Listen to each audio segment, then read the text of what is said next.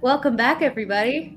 It's been so long. I know. Today's recap will be given by none other These than whole days. my emissary herself, Lady Valyanilo. Okay. Take it away. See, I know. Okay, so last session, the party woke up, kind of in the middle of the night. And Arian, Valia, and Kynan had woken up from a pretty dramatic dream situation. Basically, because Nora wasn't here, the dream involved this creature that wanted basically to take away like their pain and regrets in exchange, and like would basically take it from them, but in turn would pretty much make them forget a lot of things, it seems like. So anyway, the dream was very weird. Had to fight off that creature in the end. Yes, just for a clarifying point, it was established that it is a fae, not belonging to any court, called the Moroi. Yeah, very, very, very interesting creature for sure. So the party wakes up, talks about that a little bit, goes back to bed to finish getting a long rest. The next morning, they go and talk to a lot of the gnomes, trying to see if they had also had the dream. A lot of them didn't really seem to know what we were talking about, but it was almost, and they also didn't seem to remember the attack that had happened the day before with the spiders either. So they didn't remember a lot of what had just happened or who we were, which was very weird. We did talk to what is his name? I have so many notes here. I'm trying to parse through what's important right now. Brimble, and he basically said that he can take care of the gnomes. We won't have to worry about it. He's grateful for our help, but he's got it. And so we then end up going to talk to his daughter, Fenella. She does seem to remember pieces of the dream, and just like little bits of it, but she has some recollection of it, it seems. She gives all the party little hand carvings that she made, which is very cute and very sweet of her. And then she also gives us a warning to watch out for bandits along the way and some slightly friendlier centaurs that would be in the same area, but Nora, she gave you a cat, a little carved cat. Aww. Out of some beech wood. That's so cute. That is all. So the party then heads out from the gnomes, laden with lots of goodies and treats and stuff. We have some delightful banter along the way, which you can watch last session to enjoy all of that if you want. And then we do look for some evidence of where the spiders came from and kind of followed this like eerie vibe down a path that it seems like they took, and have come across some sort of magic in the area. It feels kind of like Arian and his magic, and pushing further, we see this like crackling rift or tear in the area in front of us. Arian is attracted, like he wants to go to the rift and is pulled towards it. He thinks he sees the Feywild on their side, I think, from what it was. But we convince him not to go through the rift. And then, but he does get some neat magic perks from it, coincidentally. So that was cool. Then we go investigate the rift and see correction, the magic perks were not from the rift itself. It was from Arian messing around with the magic, and they were his wild magic perks. Did nothing. The magic came to me, and I was like, oh, can I use the magic that's touching me currently and everything? It attached itself to me. I did nothing. You're innocent, an innocent, perfect little boy, okay? So I'm an innocent bystander. So the energy does seem to, the magic seems to have like basically all. Blame Valia. Sorry, continue. What? No, continue. You continue. I was going to say, I blame Valia because if she didn't bring us here in the first place, none of this would have happened. Oh yeah, I'm sorry for finding information about what's going on around here. The magic has like all the different schools and like different kinds of magic mixed in together, and kind of like really weird, trippy looking. But it starts to tear. The tear starts to kind of shift and crack, and then explodes basically. And Arian makes a good sketch of the rift, though, so we have an idea of kind of what it looked like. And that's really where we left off. Oh yeah, that beautiful little sketch that Aaron has there. I got bored today. Not bored, just brain fried. Oh, was that it? That's where we left off, with us, scraping ourselves off after getting blown away by the rift. Very good. So, as this rift... Right? Huh? Sorry. So bad. You talk. Oh, so, as Kainen and Valya have gotten knocked onto their backsides from the rift kind of snapping shut and exploding out towards you with a burst of this unstable energy, the forest settles back into that somber stillness. It's still quiet. You can almost hear the group collectively exhaling as the energy completely vanishes.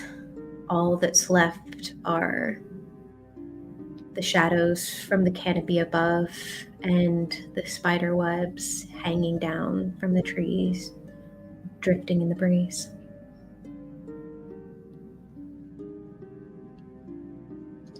Well, that could have gone a lot worse, couldn't it? Should have. Should have gone a lot worse, honestly.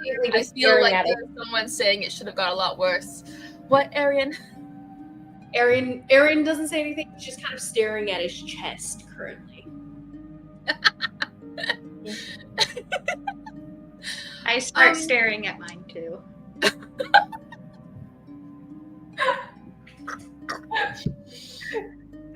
Well, I think we can mostly as safely assume that this is where the spiders came from. Arian, are you good? Is something going on there? He just kind of looks up a little bit concerned, actually. Like, just concerned face a little bit. But he goes, I can't remove it. It doesn't go away. Remove what, dear? He's just staring at his chest. I'll come peek down his shirt. I want to compete too as well. We all just go peek down Arian's shirt. Wow, you bunch of pervs. So embarrassed. All of you pervs leering at the token man. That's funny. His chest He's empowered with content here. But yeah. You guys see a very pretty. What was the hue of the rift? It was a greenish hue. That was what I was picturing, right? It had this like the purple. Oh, pinkish purple. Yeah. Yes. So it reflects that same coloring, but you see this like glowing almost tattoo marked on his skin currently of a mockingbird in flight, mid-flight, and it's currently waving its little wings and fluttering its little wings, moving against his skin like a moving tattoo. He goes, I can't shift it away. It's permanent. Ooh, well, let's hope that you wear clothes in your shifts from now on, or that won't be very effective. I really am, a little tired of you being naked all the time, so maybe this is a good thing. Clothing is more of a construct, but okay. Everything's a construct, dear. I mean, literally everything is a construct. And it glows, and you see, like, the energy itself manifest into a small bird on his palm. To a little mockingbird. So all those mockingbirds that surrounded him before, all consolidated into one little one that glows and has that ephemeral glow to it, and it flutters, and he's just kind of staring at it. absently.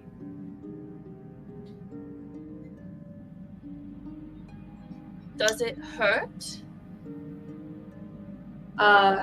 He like pokes at the beak, and it just kind of pokes back at his little finger, and it seems alive, if a little bit more aware than a normal mockingbird would be, aside from the fact that it doesn't fly away when it's poking it. He goes, I think I have a souvenir from whatever this was. Okay.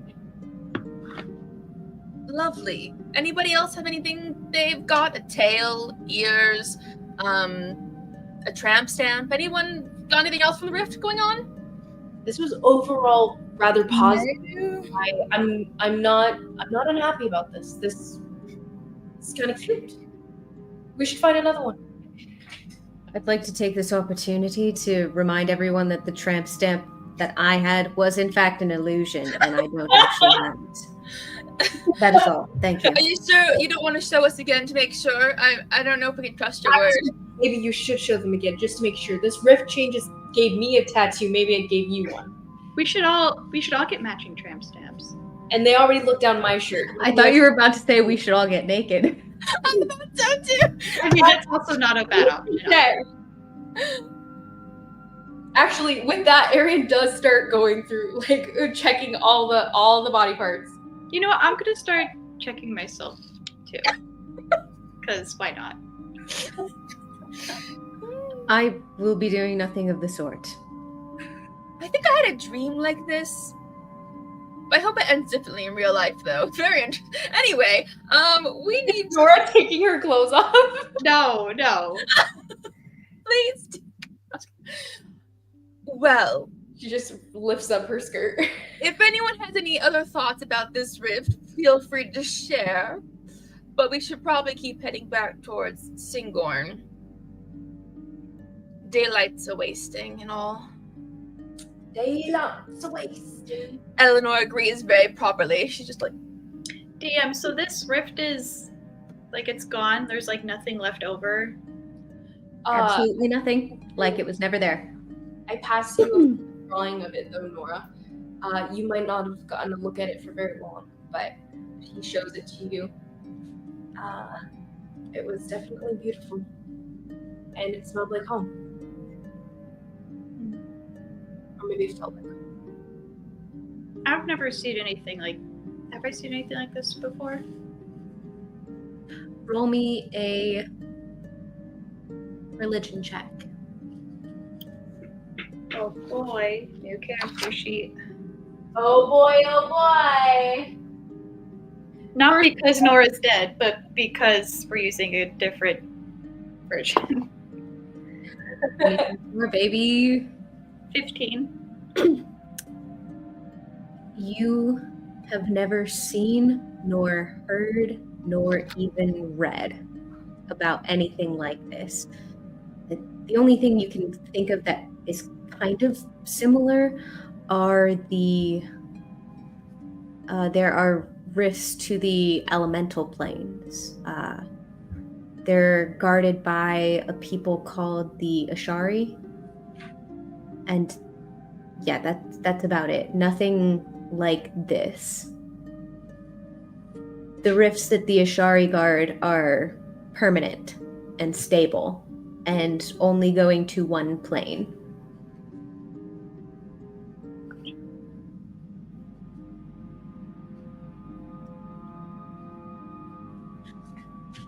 well then, I suppose we'll let that all ruminate in our minds and continue on. Ruminate. Yeah, I guess so. Cal, actually, is our horse okay? Is our horses okay?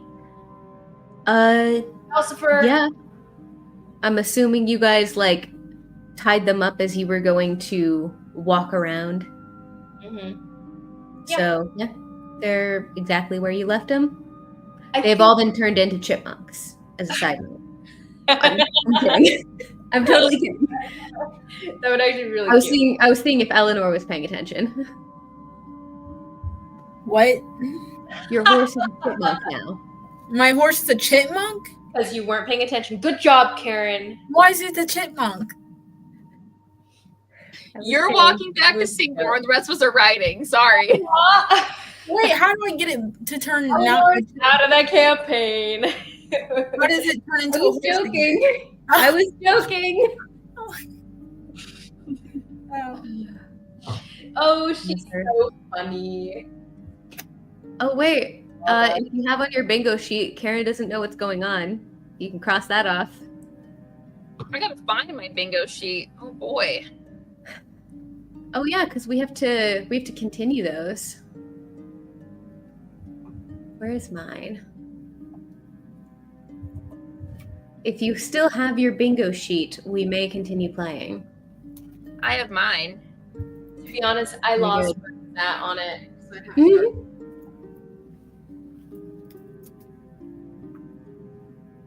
Oh, I already had Karen doesn't know what's going on marked off on mine. Thanks. We could start all anew within the session. True. Yeah, if you guys want to send new spaces, like ideas for spaces, send them to me privately. We haven't even finished this one. You guys should finish. We're about to. I think you guys are all close anyway. I am in fact close. I don't think getting my anti-inspiration. I'm so excited. I'm also pretty close, actually, but one of y'all better beat me to it. So you better pay attention because I only have to get one more space. Same. All right. So on that note, the journey back to Singhorn is going to be a bit of a skill challenge. So it's pretty much just going to determine how long it takes for you to get back to the city. Whether you can get back a little bit earlier than what you should have been able to, or if it takes you a little bit longer. So there will be things happening. Regardless. So it will be... That's not concerning. It will be... No, not ominous or foreboding at all. That's why I'm smiling. Okay, so we will need to get 4 successes before 4 fails, which with you lot is... I need to make them harder. Unlikely. Don't jinx us now, Miss DM. You guys have insane stats. Go cry about it. So, whoever would like to start with a thing to help you get back to the city faster, feel free. Because we're having Nora guide us, or were we still having Kynan guide us, since he's the only... I'm going to say you guys all go first, and Kynan can go last, if you still need a success. Well, more so, I was asking if I was supposed to, encourage, quote-unquote, the navigator, if it would be Kynan. Ah, okay. Yes, I would allow you to encourage the navigator as your skill check. So, go ahead. What are you doing for that? Good question. How would I encourage Kynan? I will recognize the fact that no, that wouldn't work. I was gonna say something about no, that doesn't work. That doesn't work. Scratch all that. No. Actually, okay. Half of both worlds. I'll encourage him just by being Arian's old self. He tries to. He remembers, with some of these memories coming up and everything, that he used to be a very, fun character.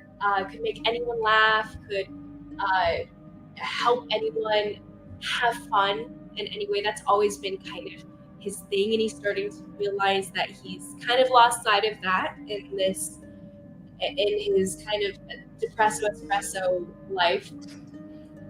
So he's going to practice playing Aryan as he once was. So he's gonna give it a shot and try to just be fun and encourage Kynan by generally giving him energy and helping Kynan enjoy his trip.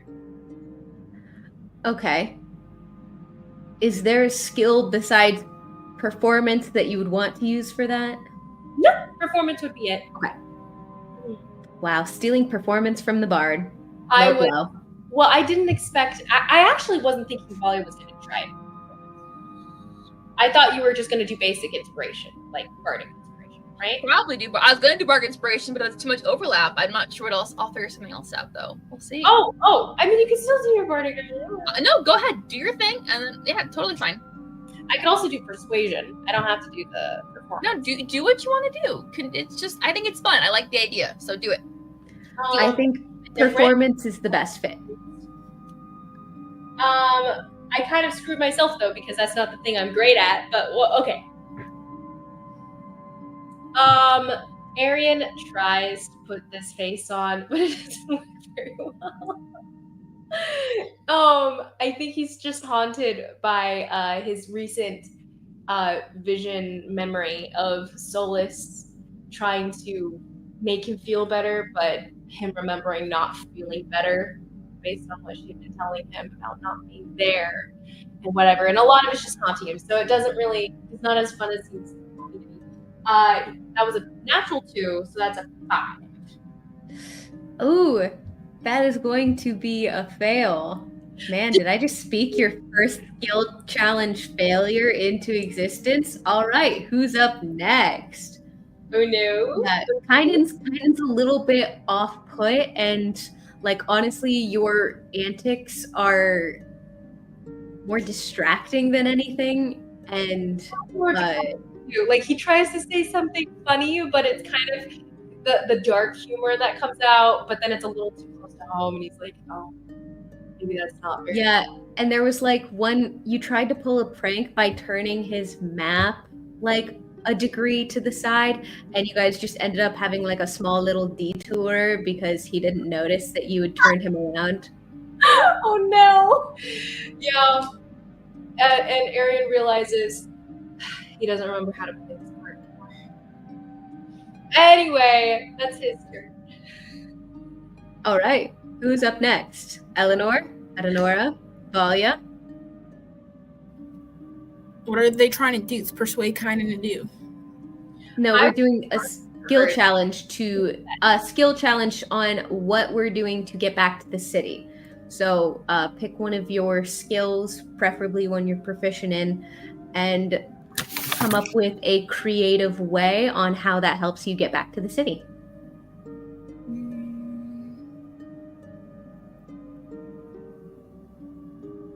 Oh, Valia or Adenora, if you have something. I mean, I can do bardic inspiration. I don't know if that's gonna not be okay since Aryan just tried to. I will call it something different because I don't know if causing fun is quite the same as inspiration. So okay, I'll allow it. Fair enough. Do you want me to roll like something for it?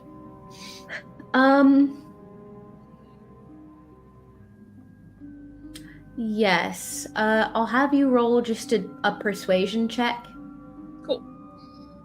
Can do. I haven't tested any of my dice tonight. But the DC is lower because you're using a expendable ability. Không. Well, I rolled a natural 20. I haven't rolled any of my dice tonight, so that's a 28. So not bad. So what does that look like? Valya's inspiring. Honestly, knowing Kynan, she would probably not play any instruments or anything like that. She probably would just be whispering really dirty jokes because she thinks it would make him laugh and cheer up his mood a little bit. And he doesn't expect it from her. So, like, they're just funny and random and give him a little more life and pep in his step. Aww. Yeah, just between the random, like, trying to figure out directions and like stopping for resting, getting turned around, just you sneak in little like under your breath jokes. Yes, that exactly. Intended just for him to hear, and he's thoroughly amused. Lovely. But it does not distract him from the navigation as a whole. She just could tell he's a little off after Arian did whatever Arian did. She's just trying to kind of you course corrected, and then you even put a little bit. Somehow accidentally included his dead sister, and it just really left on a terrible sour note. And you didn't mean to. It was just like, you know how sometimes dark jokes can be like, oh, funny, something, and then people die. Oh, wait. I just learned that you did have a sister die. Oof. That's rough. Yeah, it was rough. That's rough, buddy. Pretty rough. Yeah, that's rough, buddy. But you also have a couple other jokes that you have land with the group at large, and it does lighten the morale of the group after the very heavy events of the day before. Arian laughs. It's more sadly because you did succeed where he failed. All right, awesome. Eleanor? Oh, can you use, I don't know if this really counts under history or if it's something else. Can you use your knowledge of history to know, because I read so many books, to know a shortcut? Or is that something else? I will not say not a shortcut, but if you wanted to possibly go ahead and roll me the history check, and I'll let you know what it does.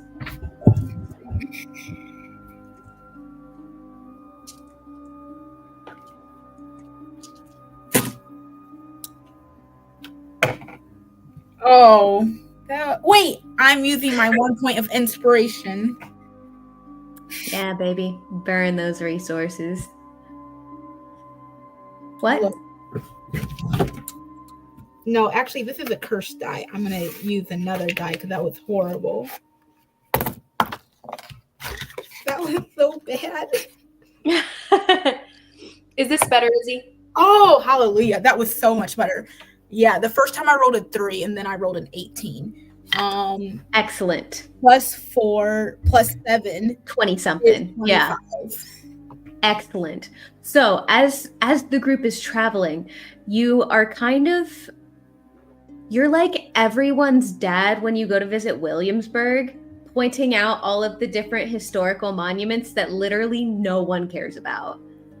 So pointing out like all of the different, like, oh, there was a couple decades ago, there was a quite historic battle on the Centaur's Day of Herdsmeet between them and the orcs, the River Maw herd of orcs. A quite glorious battle happened right across this plain. You can still see that little dent in the ground there.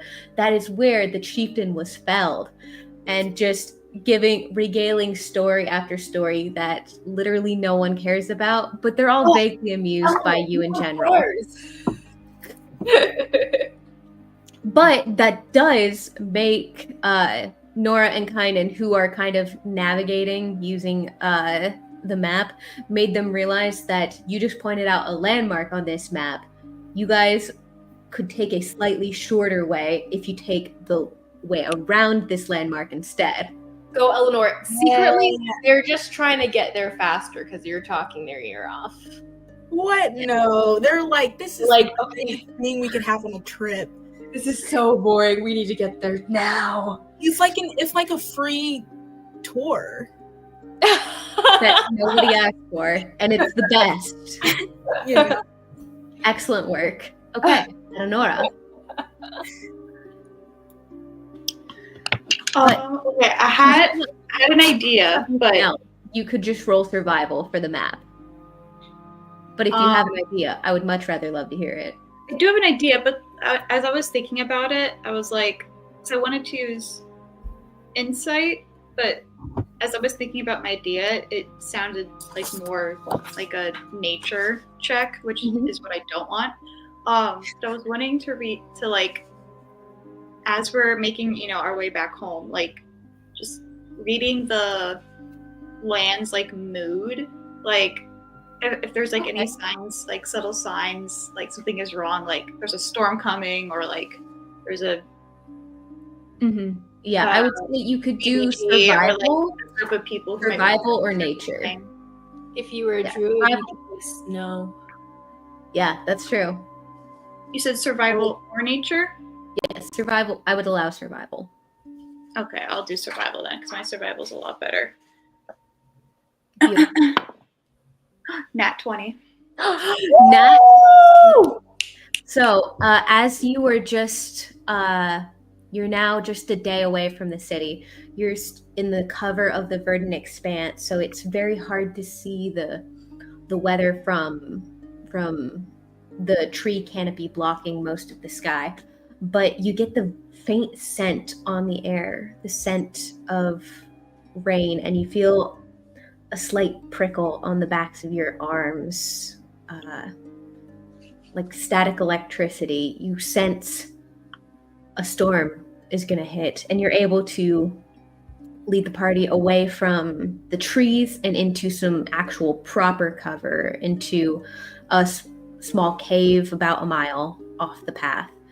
And you're able to weather out the storm for the evening, and by morning, it is your last day of travel, and it's all cleared up now.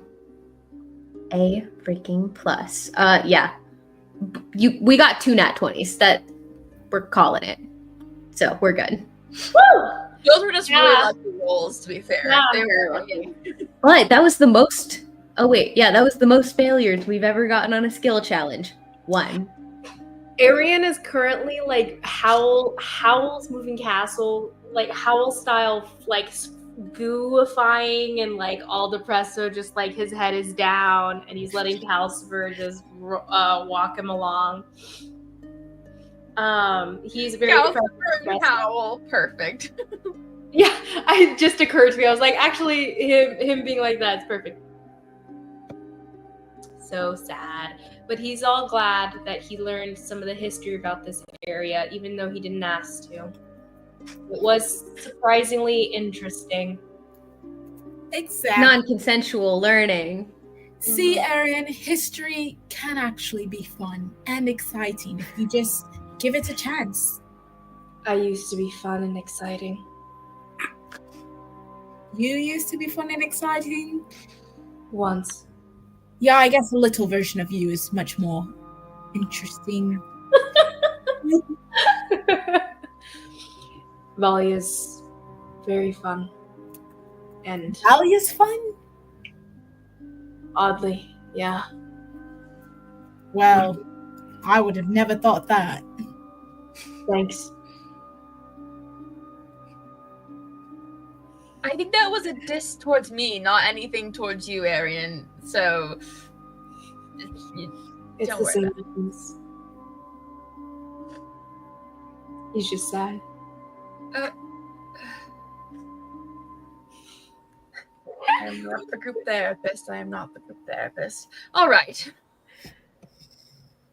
All right. So, as your last day of travel comes to an end, you see the verdant gates looming over the horizon, drawing closer and closer to you. The street turns from messy, unpaved dirt and cobblestone to smooth, refined gale stone as the gates creak as you are allowed entry back into the city. Although, so you guys are just heading in as per usual. Let's see. Just I heading. believe it would be Yeah, I guess the goal would be we're returning to the keep, not the keep. You know, the keep. Wisdom. Hold keep. How can you tell the difference between these? Barrel keep. So Yeah, there's Barrel Keep. So that's why I wanted to clarify. Don't know why you'd be going to Barrel Keep. What's Barrel Keep? the army The training military. barracks thing. Yeah, totally. Let's go there. Hey, men in uniform. Calendar. Speaking of, you are accosted by some verdant guard upon entry to the city. Just getting. Valia, are you? You got it. I did it like 2 minutes ago. Good job. I was about to call you on it. So taking stock of everyone entering the city, you all give like your actual names, right? Except Valia.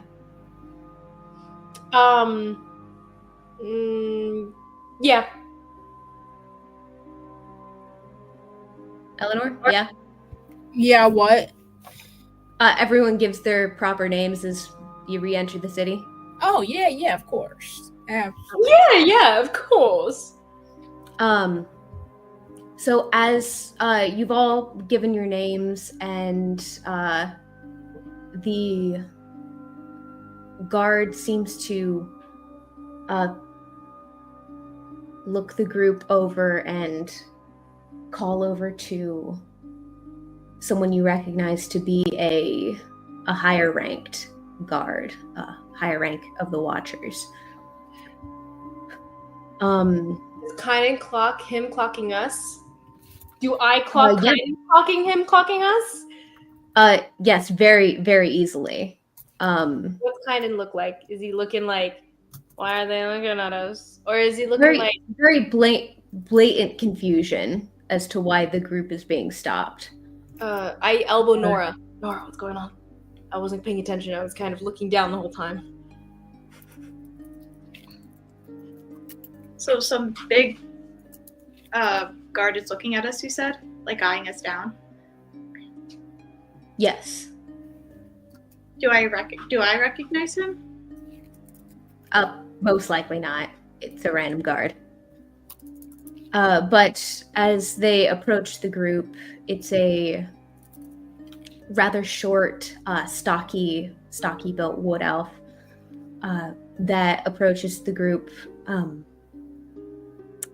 Adenora Moonlight.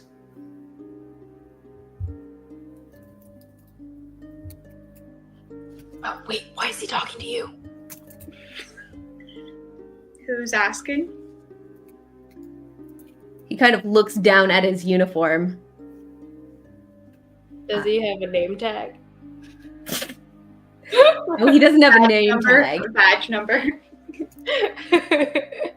I'm a watcher of the Verdant Guard. You are Adenora Moonlight? I will clarify, by the way, Arian still doesn't wear his changeling skin walking into the city. Yes. Yeah. Yes. He wears his, probably just an aged up version of, what's his name? Dash? Yeah. You are Adenora Moonlight? Yes. He nods to the taller, higher ranking Verdant Guard behind him. By the authority vested in the Verdant Guard and the High Warden of Singorn, you are hereby placed under arrest for suspected violation of Singornian law. As a citizen, you possess certain sacred rights. They are as follows. And they begin taking your hands, putting them behind your back, attaching manacles. Citizens shall not be subjected to arbitrary punishment or execution. You possess the right to a formal trial according to the laws of Singapore. As this is happening, I make a face at Nora. I make a face that means, do you want me to get you out of this using magic? But it could also get us in more trouble, but it might not. But you would also get out of this using magic? That's the face. That's the face. I'm making the face, Nora. Do you want me to do it? I don't know. If condemned by a local official or magistrate, citizens retain the sacred right to appeal to your case to the High Council for review. Citizens may seek counsel of a recognized advocate or member of your house to speak on your behalf before the court. And lastly, citizens are immune to certain forms of summary punishment, which are reserved for those who hold no citizenship in the city. I'm sorry, what is she under arrest for exactly?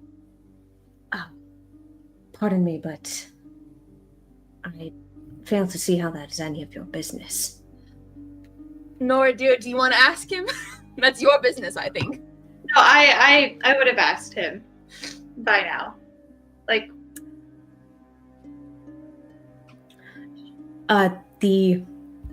he actually gestures to a parchment pasted up along the wall. There's a few, but you notice this one as it has your name and your face on it. Wanted poster. In addition, guys, this is kind of hot. Wanted for illegal vigilantism, Priestess Adenora Moonlight and Arafel Duna. Wow. How did they find out? AKA the Night Owls. Girl. Dang. Okay, I'm making the face, Nora. Okay, I'm making the face. Do you want me to get you out of this? Do you want to be a refugee They are in the city? They are escorting you away from the group. I don't know what to do. Okay, I'm gonna go ahead and do something because he made the face. He's gonna decide to do it himself. Can I? Valia's like, Arian's of the mind that like getting arrested, all that bad news no matter what. He's like being taken. He's like, that's big bad news, Nora. Do I notice him? Don't tell him not to. But the nice thing is that he's a sorcerer, so he settles spells this. Okay. Valia, roll me perception to see if you notice Arian's face making. No, to see if you notice his face making. Because I'd elbowed her beforehand, so I am like right there making it. 15. I'll say a 15 is enough to notice his very obvious face making at Adenora. No, Arian, it's fine. Let them do it. It's fine. We'll get her out. You're going to got way more shit if you do anything right now. I promise you. I do not know what to do. At this moment, I'm just, because the only thing I can think of right now, I'm gonna cast. It's a cantrip message to. Oh, it's just verbal. For a message. Is it verbal? Is it? The handcuffs that they put on you are in fact anti-magic. Unfortunate. She'll just be like, Arian, I can figure this out. We can find a way. People will take care of it. But you're going to make us all get arrested if you do anything right now. Okay. Do I need to roll a persuasion check to convince him? Yes, you can roll persuasion contested, or, well, Arian, you do know that Valia and Eleanor are both nobles, so they could have some pull. Okay, that's a fair point. No persuasion check needed. He also missed the moment because the goal would have been to cast an illusion. He'll whisper this to you. He's like, it's fine. It would have been better if I'd done it earlier anyway. I'll keep that in mind next time. But we couldn't do anything about it though, could we? Or depends. How cool are you with getting arrested too? I'm not getting arrested. Listen, in Kaimal, that might be a thing you could pull. In Singorn, yeah. Well, I figured MB5. I'm like, well, that's what you get for running around at night.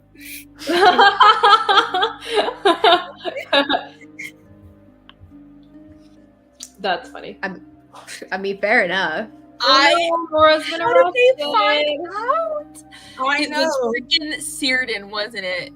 We're gonna bring down the Songbird cartel at this point. Honestly, it could have been criminals. It could have been Tally. This has been very long since pending. I forgot about that list. Not due to a decision of mine. I do have some outsiders making certain decisions for certain people. So I will make a disclaimer that this decision, not mine. So, Adenora. Or actually, no. We'll just start with you guys. Arian, Valia, Eleanor, you are all left at the gates of Singorn. Your friend Nora towed away in handcuffs. Sorry, I need to smile less. You're She's a little so too happy about this, ma'am. All right. Okay. This is fine. Not what I expected. All right. We will figure this out. I mean, Eleanor, you and I probably have some pull, and I'm sure the Dunas will want to get their boy off the hook for this, so we can collaborate on this. Yeah, I guess in this case I could ask my father. Also, he might have some connections who can help with this. Yeah, your father might actually help you. So let's start there. Well, let's my mother would not, but my father, I feel like he would be more amenable. Mm-hmm. But here's okay. It'd be easier if we knew they hadn't done it. But we're going to have to figure out a way to get them off the hook for something they did do, which is going to be very interesting. All right. Well, I suppose we should honestly just head for the Duna household, and I wonder how long Arafel's been arrested for. Because we've been gone for a long time. Indeed. Oh no, he's probably been in jail this whole time. That's crazy. The Dunas they're not citizens yet. They don't have the same benefits that a Singornian citizen does. No. And also, this poor boy was captured and tortured for several days before we found him. He's probably going through a lot of traumatic time sitting in a jail cell. Oh boy, all right. Okay, let's go to the Duna household and see what we can do, I suppose. Let's go see how this all went down. Maybe they know something, who leaked it, or even though, we probably know who. All right, Adenora, as you are being escorted by two rather burly verdant guard, yes, Kynan does go with you, Valia. He does go with you, unless you ask him to follow Nora. I think Valia trusts that, she knows the in and outs more or less of it. I think she thinks that she'd be fine, right? There is some sort of. She'd ask Kynan, does he think she'll be fine? She didn't do this, right? Yes, but we don't want her in trouble for it. I mean, I don't know. Why would you tell me that? I was not a witness to anything. This is all just rumors. Rumors. I don't know. I don't know anything for sure. Rumors. Here, rumors.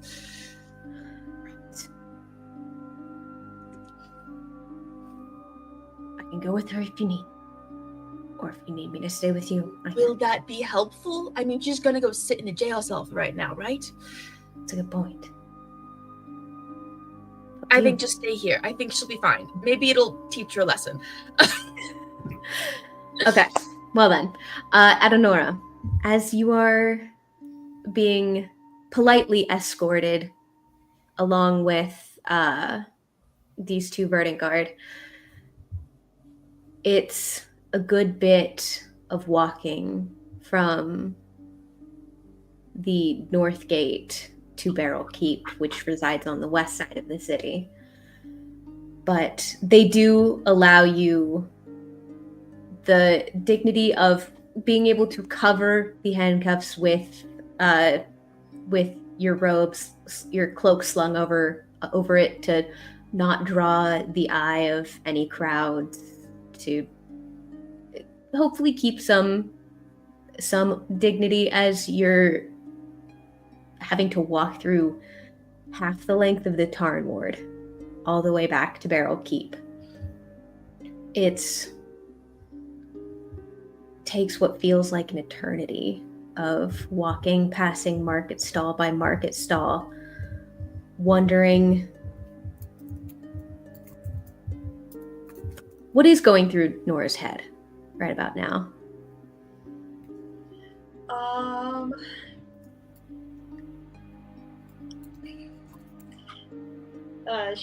That she's surprised it's taken this long for them to end up in a situation like this. And she's thinking about her family, like how they're doing, like if they're okay.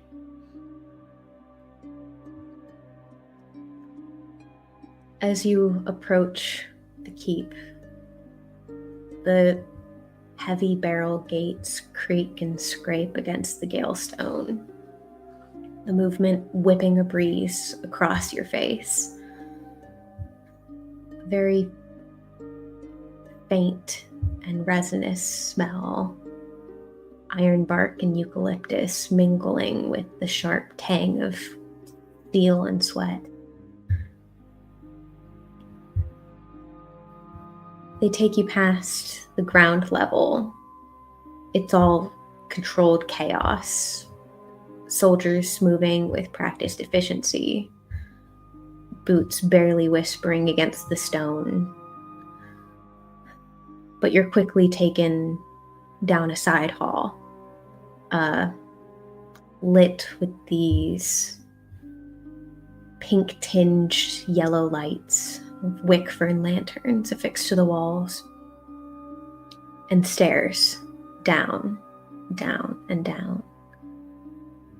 You pass through an ungodly number of doors, each locked and guarded, as you are now below ground level. A few cells. This isn't where they typically keep prisoners. You can see the guard dispels a ward over the cell before opening the doors and leading you in. He does leave the he does leave the handcuffs on. And as the gate creaks and slams shut with a resounding thud that echoes down the hall. Do you need me to remind you your rights as a citizen, or do you remember from earlier? No, I remember them just fine. No, you should totally tell her again. I don't think she was probably listening that first time around. You hear from the cell pretty close to you. The guard's head snaps over in that direction. What did I say about the smart comments, Lothier? Keep them to yourself. As he stalks away.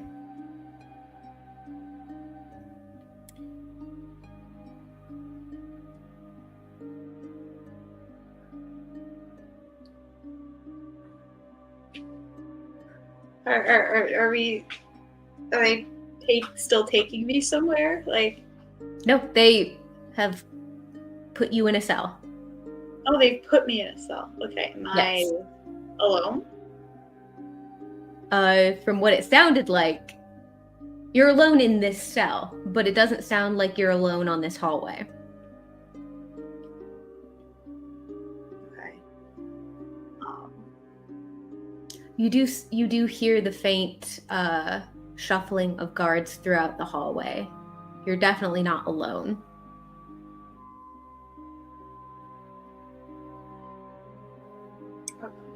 Oh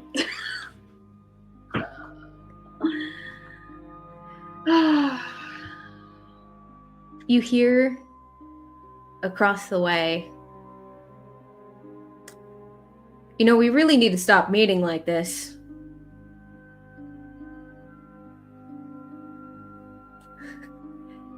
You search around, trying to place where the voice was coming from, and you see a small barred window in the wall to your side, across from the door that you were led through.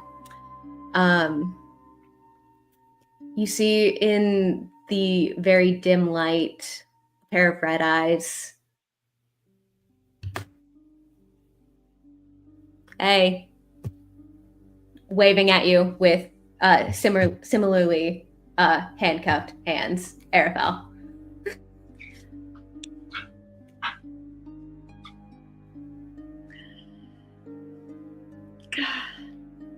It's bound to happen sooner or later. Yeah. Yeah, it was. Good run, though. Funny they didn't catch us till, you know, we quit and then started again. I know. They could have at least said, thank you for making our jobs easier. Oh, I don't know if they exactly see it that way.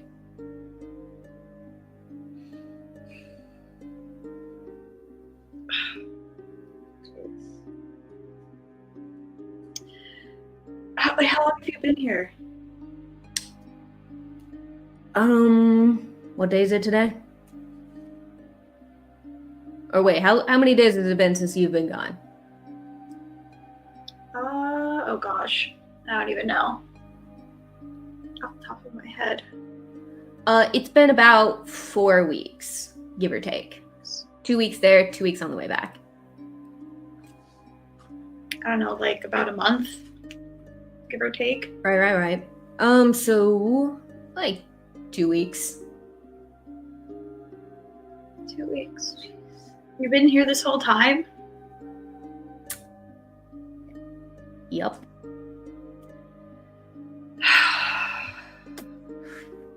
I'll say, I definitely prefer this to, you know, last time. These guys are a whole lot nicer. I could do without the slurs, though. Did you like that one? I don't hear that one that often. DM, I've done a lot to get me in trouble. Remind me, what's the one, like, what of the many things that I've done? Remind me why I'm here again. The main gist is vigilantism, obstruction of justice, making citizens' arrests on drug dealers and dropping them off at Barrelkeep's steps. But yes, vigilantism mostly. So broad spectrum, not super specific. That I know. Yes, not a specific. They did not say a specific crime at this time, but the general vigilantism case.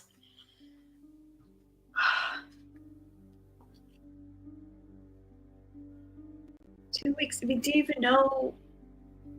Like, what do they supposedly get us for? I mean,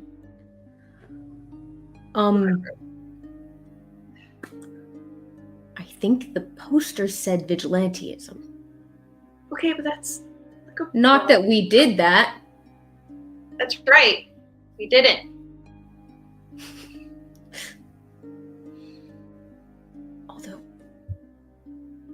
it took you long enough to get back here. I'm sorry. If I had known, I would have been back here a lot sooner. It's a very long journey home. Yeah. So you finished the job? Everything's fine? Yeah. Everything, to my knowledge, everything's fine. But you know what? Who knows anymore? And, the cartel, they haven't contacted you, have they? DM remind me, 'cause it's been so long. Have you conducted an assassination for them? I mean, yes, but besides that. Besides that minor detail, no. No, just that the little bitty favor that they asked of you.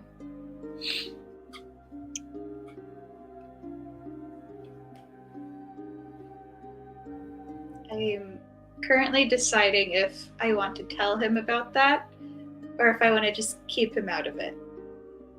More so, like, I guess to protect him. Okay.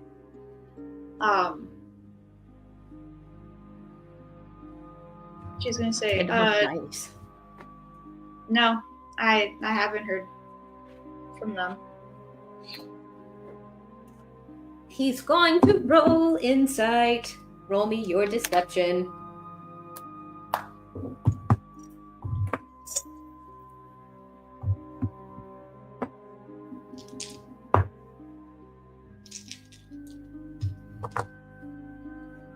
Deception? Roll?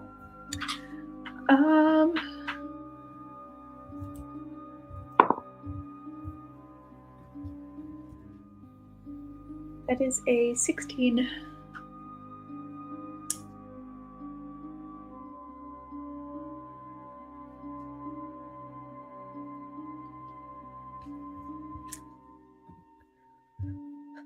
Right, so that's good. Okay, so if they haven't come calling yet, maybe they've decided that we're not worth our time. I mean, that's all we can really hope for, right? I think, yeah, with the laying low this month, I think that should have them off guard, right? For when we get out of here and hit the full force. Do you think we should have even gotten involved in the first place? Like, I don't know. Like, it was worth it, I guess?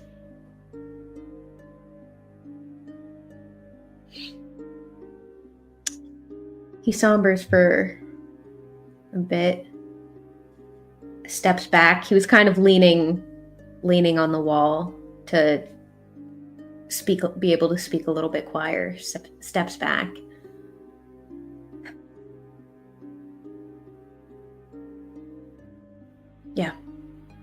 Yeah, I do.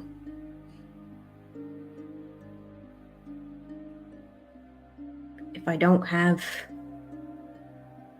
conviction and integrity, I don't really have a whole lot else going for me.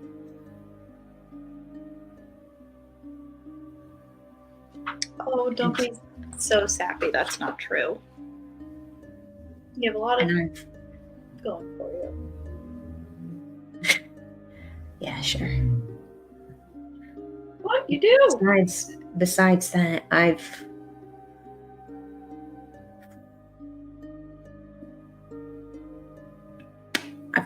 messed up a few too many times to start having regrets now.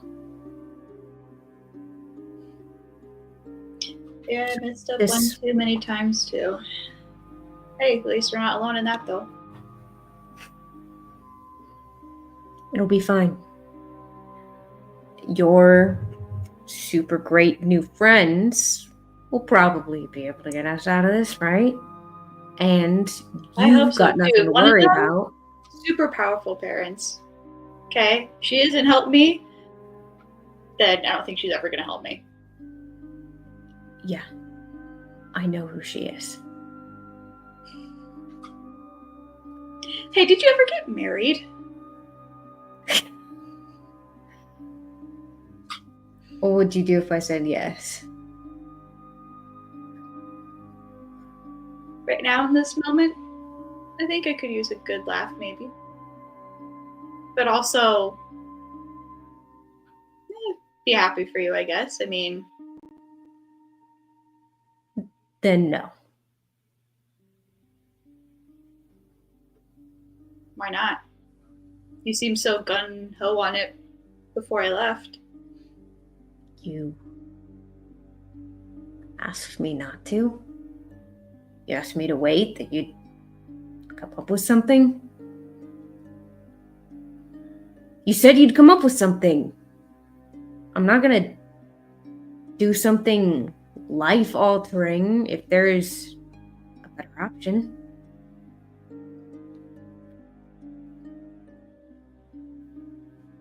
This is me just pausing. This is not Nora, because I'm so happy that he is saying this right now. Girl, same. You know, we're partners here. I'm not going to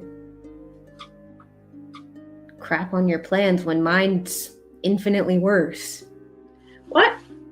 No, I mean, listen, I get why you were doing it. I mean, I should have never, I don't know.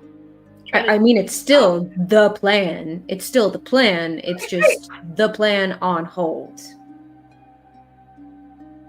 Well, obviously. She gestures to their surroundings. Well, I mean, I did have 2 weeks to work on it, so did you really think I got married in 2 weeks? I don't know, you seem pretty desperate to me. Desperate? You think I'm desperate? No, I don't.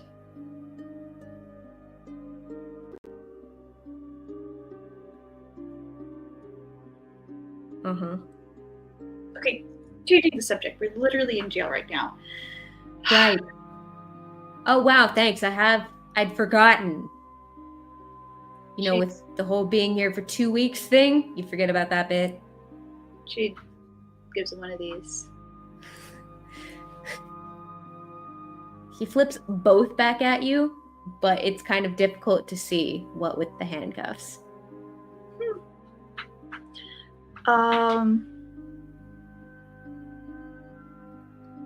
You're a citizen. You've got protections. You'll be fine. And if once you're out, you could, help your good friend out, it would be appreciated. Sorry, DM, I'm listening. Is where we are like completely dark? Or are there like lanterns or torches lit up? It's definitely a mix of dim light and darkness. The lanterns are all relegated to the hallways. Am I still handcuffed for now? Yes. Oh, okay, never mind. I was just gonna use thaumaturgy to see if I could do magic down here, but if I'm handcuffed, I can't really. Nope. Can I see it? Am I able to see if he's handcuffed? No, he is handcuffed still, right? Oh, yes. Yes, visibly. You've got dark vision. You've got dark vision out to 300 feet. You can see him. Okay. He doesn't look worse for wear. Like, he doesn't look beat up at all. Okay. Like, not even his clothes look to be like all in order. Nothing ripped. Have they tried to get out of these things? Yeah, that's what I have been trying to do. I've been trying to get out. No, I was waiting for you. Waiting for me? What do you mean?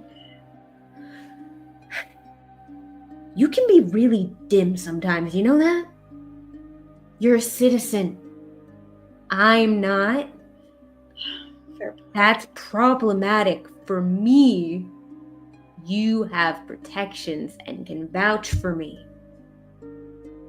Miss, daughter of a prelate. Of course I'm gonna vouch for you. Are you kidding me?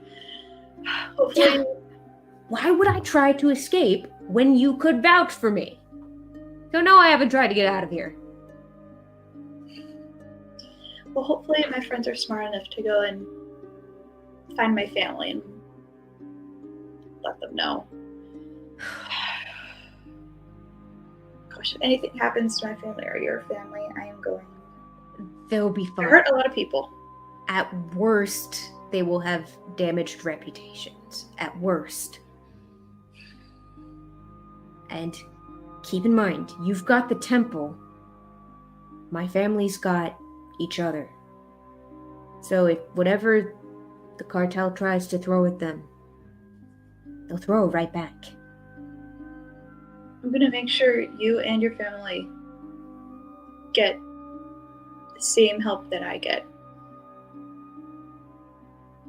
I'm not gonna just leave you high and dry. Obviously. Nora, you know we won't. That's not how the law works here. Well, I don't care about the law right now. I'm gonna make it happen somehow. Or my friends are gonna work something out. I don't know. I am all for loopholes, though. I'm all for loopholes. Whatever you've got. To get us out of this thing that we definitely didn't do.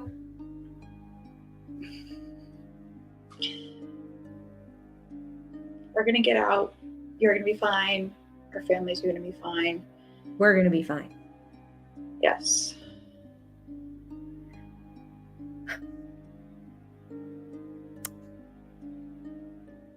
We're gonna be fine. Yeah, we're gonna be fine. I'm not gonna live this down. When we get out, I won't be living this down. Oh, neither will I. My sister is gonna rub this in my face for the rest of my life. Decades, at least. At least. Yeah, we'll be fine. The rest of the group, what are y'all doing? Save me! Gonna we go to like the Duna house? I don't even know. Oh, Liz just died. I mean, yeah, we're going to the Duna house, but we're gonna have to brush up on the Sigornian law system apparently if we're gonna find a loophole for this. That's all I'm gonna say. Well, you know who knows stuff about history? Does Eleanor? research? Eleanor? It's me. Yeah, yes, you should go to the library and pore over those books. But let's go talk to the Duna family and get an idea. Oh, good. No, that's it. Yeah. We Cool. should Very go good. to Go to the Dunas. Yeah. Are you sure they're not going to kick us out of the Whispers Hold now that we got one son killed and the other son arrested? He's a grown man. He chose to do these things. That's not on us.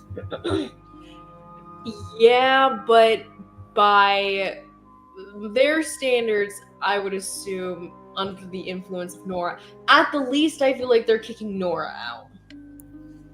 They love Nora kind of like a daughter, I think, is the impression I get. So, you know, they always forgive their children for more things than they do anybody else. It's fine.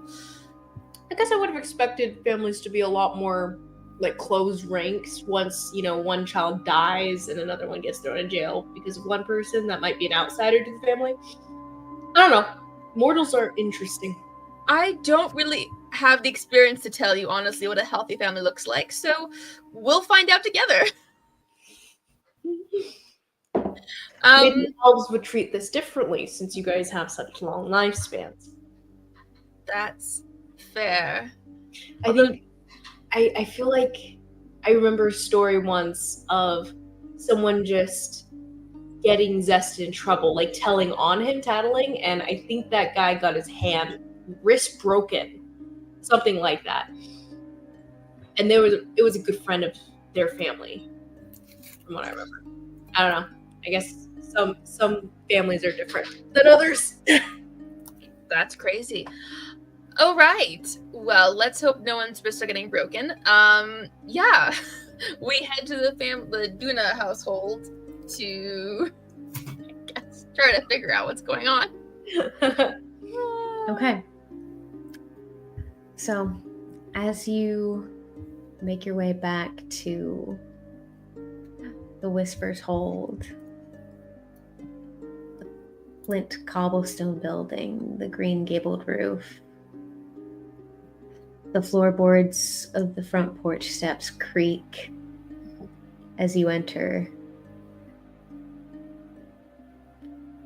And as you enter, you find it bustling. It's usually not this busy, but you see a whole variety of different mercenaries. It's a very diverse group as far as Singorn goes. It's a mix of, you've got some half-orcs, some humans, wood elves, halflings, gnomes. You've got a really good mix of all sorts of different people, and it's... That's good. I look for diversity and inclusion when I'm looking at the police force. Very good. I need halflings on that police force. I need to see them. I want my height to be reflected in the size of my police officer. Yes, proper representation. Lots of DEI hires. The one that you recognize is the barkeep, Genevieve. Very tall, orcish blood, half quarter orc, 3/4 elf, yellow eyes, elven ears. She looks a bit frantic, and she catches Eleanor's eye and waves you guys on over. Eleanor, is she still dating your brother? What? Who's dating who? I point at the half orc woman behind the bar. Well, I hope not, but... Why? Do you think against half-orcs, Eleanor? No. Oh, all right. Well, your brother seemed to like her an awful lot, so be nice. My mother? Not your brother! Oh my goodness. Do you not remember your brother going to the ball with this lady? I mean, maybe she met your mother there. I don't know if they're dating. What? Last I saw, she went with your brother. Oh, yes. Well, he probably did that out of spite. Well, either way, she's waving at you, so let's go ask her what's going on here. Okay. Act cool. Just because. Okay, I'll act cool. Oh yeah, Chill, because Chill is your middle name, Eleanor. It is. You know it is. All right, come on, let's go. What was her name again? Do you remember? Genevieve. What? Genevieve. You are the worst, Eleanor. That's it. You should have told her a wrong name. That would have been so funny. That actually would have been hilarious. You're right. Oh well. She's just too frustrated at Eleanor. Like, this is why your mother is disappointed in you. You never make it anywhere in politics, honestly. If you can't remember a simple person's name who's not even like every other person you meet. Anyway, just go talk to her. Okay, well, whatever. Let's go. Yeah, Eleanor, go talk to her. Let's see. Go ahead. I'm going up right now. Hello, Genevieve. How's it going? Oh, hey, she tosses the towel over her shoulder. It's Eleanor, right? Yes. Mm-hmm. You're Eldarian's sister? Yeah? Yeah. Yes. So we've met a couple times. I'm surprised you remember my name. Oh yeah, of course I would. No? Things are kind of crazy right now. We've got there's the bustle from you guys coming back. And Back, or are we with speaking of us, no, I'm with her. Ford literally got arrested right at the gate. No, yeah, that was the other bit. Yeah, it was the Mr. Tuna getting arrested bit. So that's the other half of the bustle. I'm sorry, why is there being kicked out of the hold? So, like, why? How did this happen? Good. So, the hold is all coming together for your initiation. Wow. Is that why everyone's... I was gonna ask why a bustle's here because we're back. I was right. I go to Valia. They're not initiating Nora. They're just gonna initiate us. She's out. We can't do it without Nora, though. Yeah. Oh. Yeah, we're gonna stand by Nora. She has to be a part of us if we're gonna be initiated. Why wouldn't Nora be part of it? Because she's sitting in jail right now. Like you did. Yeah, I mean, like all of us have done a stint in the barrel keep at some point. I'm sure the boss will get him out in no time. Really? Because the citizens, how that's going to help? Okay, well, I'm sure Airfell didn't actually do it, and I'm pretty sure that, well, the lady's been at the Emerald Citadel working on this for the better part of a week and a half since we found out that he was in jail. So, I mean, I think the main holdup was just waiting on his little partner in crime to get back and, so they can actually have a proper trial and all. Right. Well, ideally hope that this won't turn into anything bigger, and we really ought to be doing something to get them out immediately. I mean, that was... Do they have a... Sorry, Ellen. She's been working on it for a week. I don't know what we're going to be able to do. Do they have a good advocate lined up for them? Because that's very important.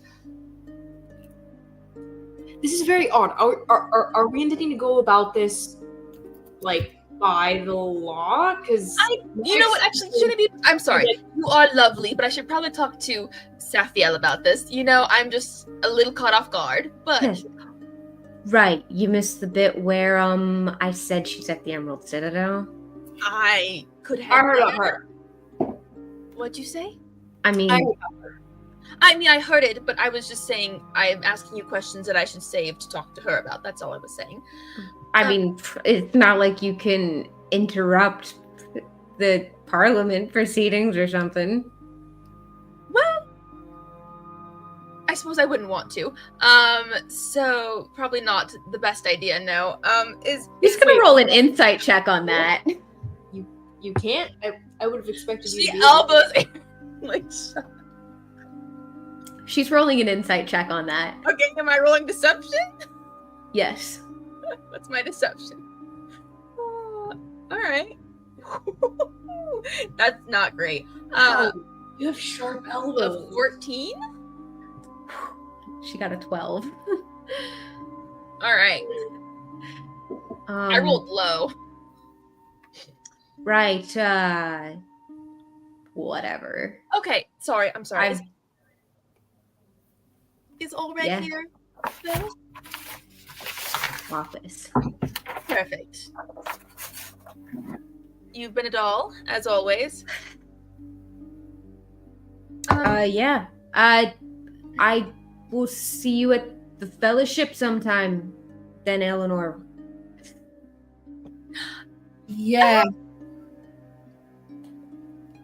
Are you still with Eldarian? Yeah. So, funny thing, did he tell you?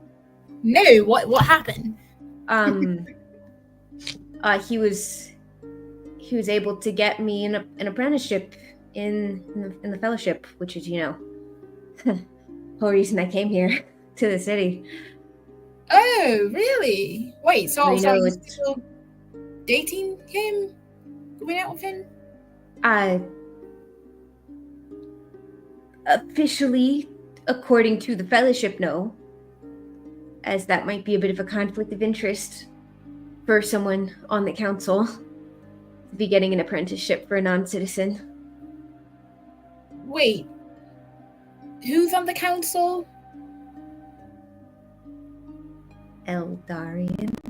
Which council is she referring to? There's a lot of politics. Which council is she referring to? The Mithril Fellowship Council. Wait, he's on the council. You mean he finally... Well, that's interesting. You've been gone a while. Yeah, I guess I have. Oh, you need a drink? I'm coming right over. And she gives you a wave. I think you need to talk to your brother, Eleanor. It seems like you two have a lot of catching up to do. Oh, yes, I think so too. A lot to catch up on. So, all right. Well, I think we should go talk to Allred and see if he can update us a little bit more, and then figure out next steps from there. Yes. All right. To the office. I know where the office is, so I just walk on up there. Alrighty. So you guys are going about this in the legal path? No, okay. Oh, wait. Actually, yes. Let's address that. Arian, the way Singorn works, if we can get them off the hook... You stole someone's drink at the bar, by the way. You just, took it and walked away. Very good. If we can get them off the hook legally, that will be the best for them because, one, they have a clean slate and no tarnished reputation. Two, they won't be on the run from anybody for the rest of their lives. And, well, those are just good enough reasons, honestly. If we have to do it outside the law, we will figure that out because, obviously, we're not going to let them rot in jail.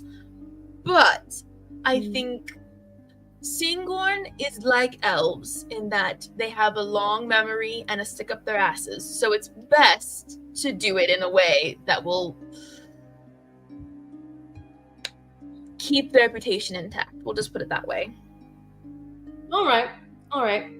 I feel like Kaimal is like the... Get them out, cut her hair off, dye it white, and move on with our lives, but... We can tell you were spent time in Kaimal without ever having met you. Just from that one sentence, honestly. All you Singorians seem to really waste your time.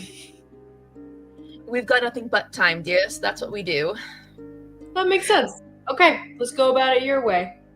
As long as I don't die before it ends. They should be fine, honestly, as long as they don't aggravate the guards too. Well, with their sass, I don't know, but they should be okay. Okay, just let me know when plan... Yes. We need to come up with a code word if we're gonna like go off script and do things, you know. We need to come up with a code word at some point. Actually, that would be good because she should have used the code word if she wanted me to get her out of the situation right then. Because I could have just told the guard, "Oh hey, you got the wrong girl. It looks different, doesn't it?" And he would have believed me, and it would have been fine. So that's true. That would have actually been useful. Her name that she gave is a very unique. Well, it doesn't matter. It is done. But you're right. A code word would be helpful. So if one of you have a bright idea for that, let me know. I'll think about it. Eleanor, any ideas, Eleanor? Eleanor? What? Any ideas of the code word for let's use magic to blow the popsicle stand? Yeah. What's the word? Wait, which is the word? She asked what your opinion for the code word should be. Oh. Any ideas? I think might be a little bit too commonly used. I agree with Kynan. Oh, Kynan can't be involved in this. You can't know. I really was kind of checked out. I'm tking about Eldarian on this council and how, he didn't listen to me the whole time. Then suddenly when I'm gone, he's... She'll like pull Kynan's arm. Like, you can listen to this part. Eleanor's ranting about her brother. Right. Eleanor, do you... Her not brother. Her not brother. Yeah. Yeah. They're not actually not her brother. No, he's not actually my brother. But she refers to him as her brother, though. So, Well, yeah. Anyways, See, exactly. That would have been a terrible code word. oh, look, we should use something, that is inconspicuous, yet would obviously be something that is not commonly said amongst ourselves. Well, we can all think about that while we go talk. I mean, what about parchment? You can say, and I need to go get parchment. And that could be our code word. That could be. Parchment! What about? I've got an idea for a code phrase.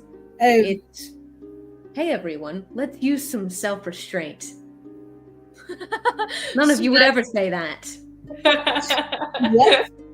I actually kind of like parchment, to be honest. I was going to suggest that we say, DM, what's one of the gods that none of us worship here? The Dawn Father? Praise the Dawn Father. Because we know none of us actually say that. None of us care about the Dawn Father, but, parchment is pretty funny, but it's a little, just saying parchment could be suspicious, but... No. Hear us out. Eleanor's in trouble, and then something happens, and she says, parchment, we're all like perked up, right? But then the person, whatever's happening, she just goes, forgot to pick it up, forgot to pick some up, It's on my to-do list, forgot it. Exactly. Or I ran out. But see, Arian, if You'll never see it come. That's fair. Well, we have a couple of things in there, but we'll ruminate on that. So, okay. Let's just see how we feel in a moment of stress. And in that moment, we'll just decide what feels right. And Parchment or praise the Dawn Father. Yeah, you have to pick one that we've already established, though. Or if you just say something random and say, that was the code word, that's all. All right. Knock, knock.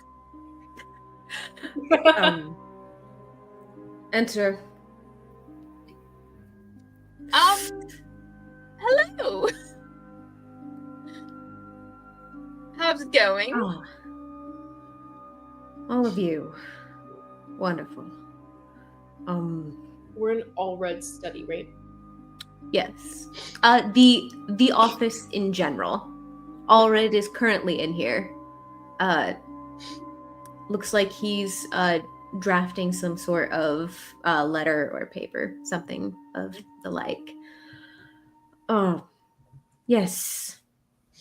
I knew you were all due to get back in the next day or two. That is good. I'm sure you've heard about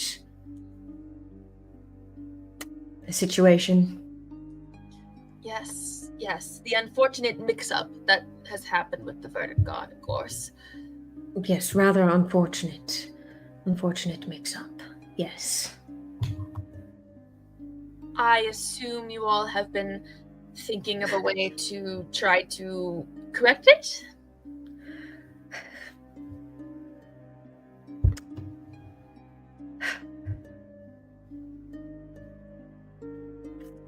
Miss Nylo, I'm sure you're aware. There is not very much that we as non-citizens can do, so we have been reaching out to our limited contacts, but unfortunately, this tarnish to our reputation has burned several of the bridges we'd been able to build. So we are a bit limited. Do you happen to know how they got outed in the first place? Where that information came from?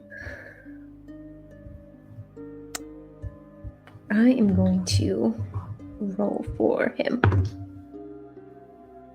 to see if he's been able to find out.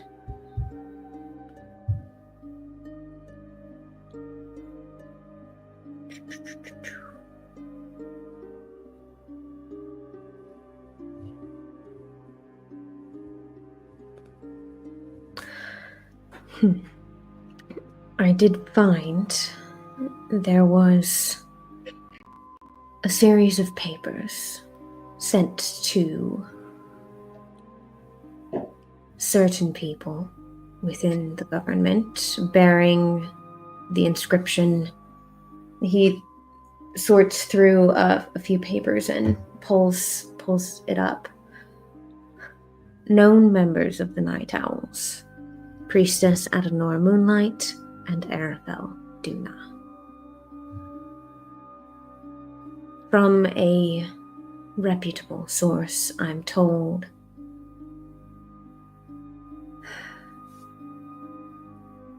how my son got himself involved in this. I have no idea.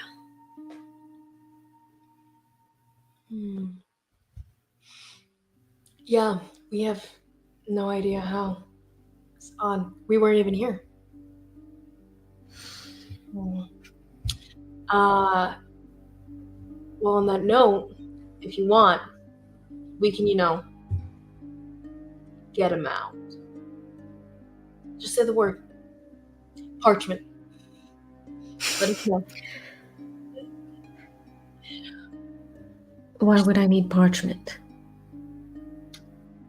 When you want them out.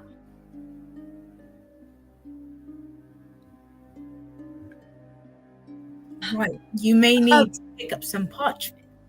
But that has nothing to do with here now. Okay, well, all right. More options, guys. I was just giving him another option. Just say parchment and it'll happen. I'm not entirely sure what you're proposing. I'm proposing. Well, best you don't know that much. Plausible deniability is always positive in this situation. Yes. That is one. He looks to you, Valia. That is one option. Eleanor and I could try to do some intervening of our own. Although, well, yes, we can do what we can. I would not expect you to do this on behalf of my son. I understand if you wish to retrieve your own friend, but I do not expect or ask you to act on behalf of the Whisper's Hold in this manner. Maybe not directly, but there are several things that, sway can still be held behind the scenes. And Nora's family might also be someone good to put some pressure on correcting this. And I think I would be interested in talking to them and seeing how they could help with that as well, of course. In fact, that should probably be our next stop, at least mine. So Safiel has been holding council for a while now.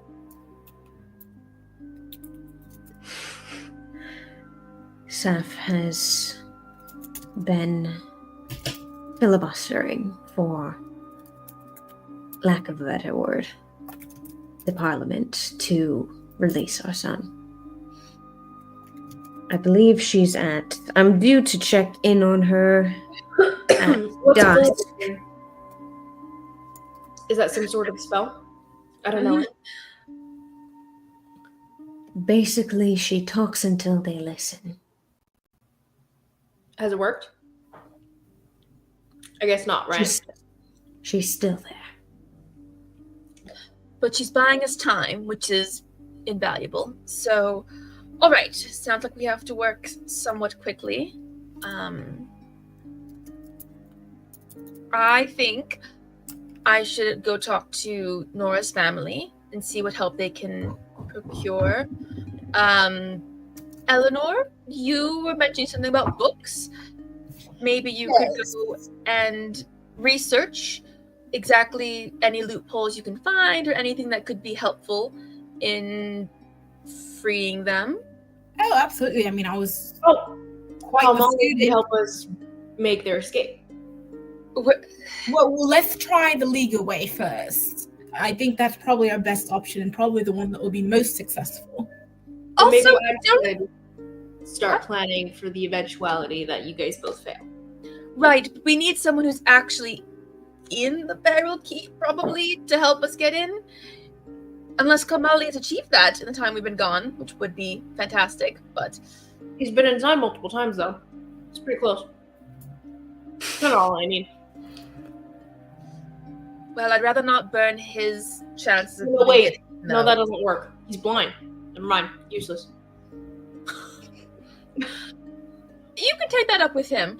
No, I'm just saying I need him to describe to me different faces that are in the building. I see. Doesn't work if he's blind.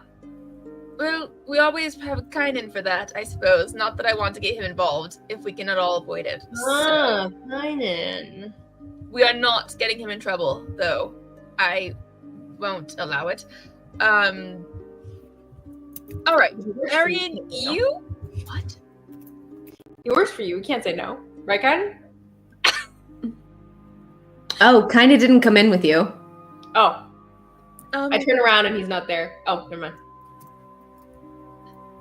Exactly, so I'll tell him not to be involved. Arian, you can do...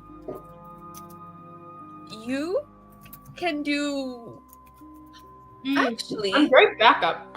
No, Also, what if you do some reconnaissance and try to figure out exactly how they were found out? I mean, you are good with the lesser than legal folk, it seems like. Whoa, that seems a little rude. A little rude. The lesser than... I could have said it a lot more harshly, so pick your poison, honestly. I don't care. They don't care either. But if you figure out how they were, if you can expose the source, then maybe we can discredit the source. Okay. Cool. I think I still need to talk to Kamali about that. You can talk to Kamali, just don't get into any more trouble than the family's already in. I'll try. I don't know if I can, get them into worse trouble than one of their kids being arrested in town. There's a lot worse, but that's okay. Let's not push it. We don't know about the resurrection. No.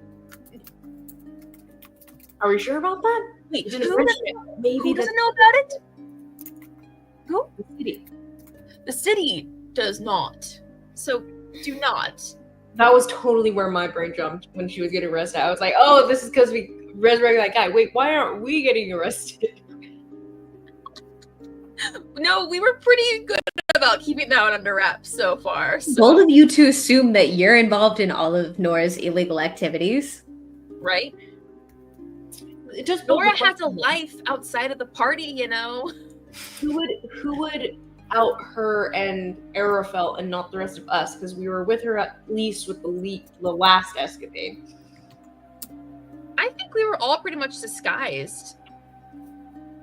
Sure. So it probably is Theoden or someone else who has a bone to pick with them. Probably someone from the Songbird Cartel, but I don't know for sure. I don't think Eleanor was, though. She would at least be on that list. But if he doesn't know who she was, like, let's say they don't recognize, you know what I mean? Eleanor is not really a noble that's actually like. Oh, she just called you not important. What? You just said you're not important. This is Isabel, not Valia. Oh, What? We're discussing this in character. This is what? I'm discussing this in character. Oh, okay. Well, Eleanor is not someone who's regularly out in society and is easily recognizable, so. Translation, you're not important, Eleanor. Okay, no, I just choose to not really associate with that world because I have other interests. And it comes into your benefit here because people don't just recognize you. Yeah, sure. All right. Like the wallflower of society. Right. Okay. Does that sound like a decent plan? Divide and conquer. Don't get in trouble. Don't reveal any more secrets about anything. Sure. Looking directly at Arian, like into his soul. Got it. Okay. All right. Good. Glad we're all on the same page. Does anyone need parchment?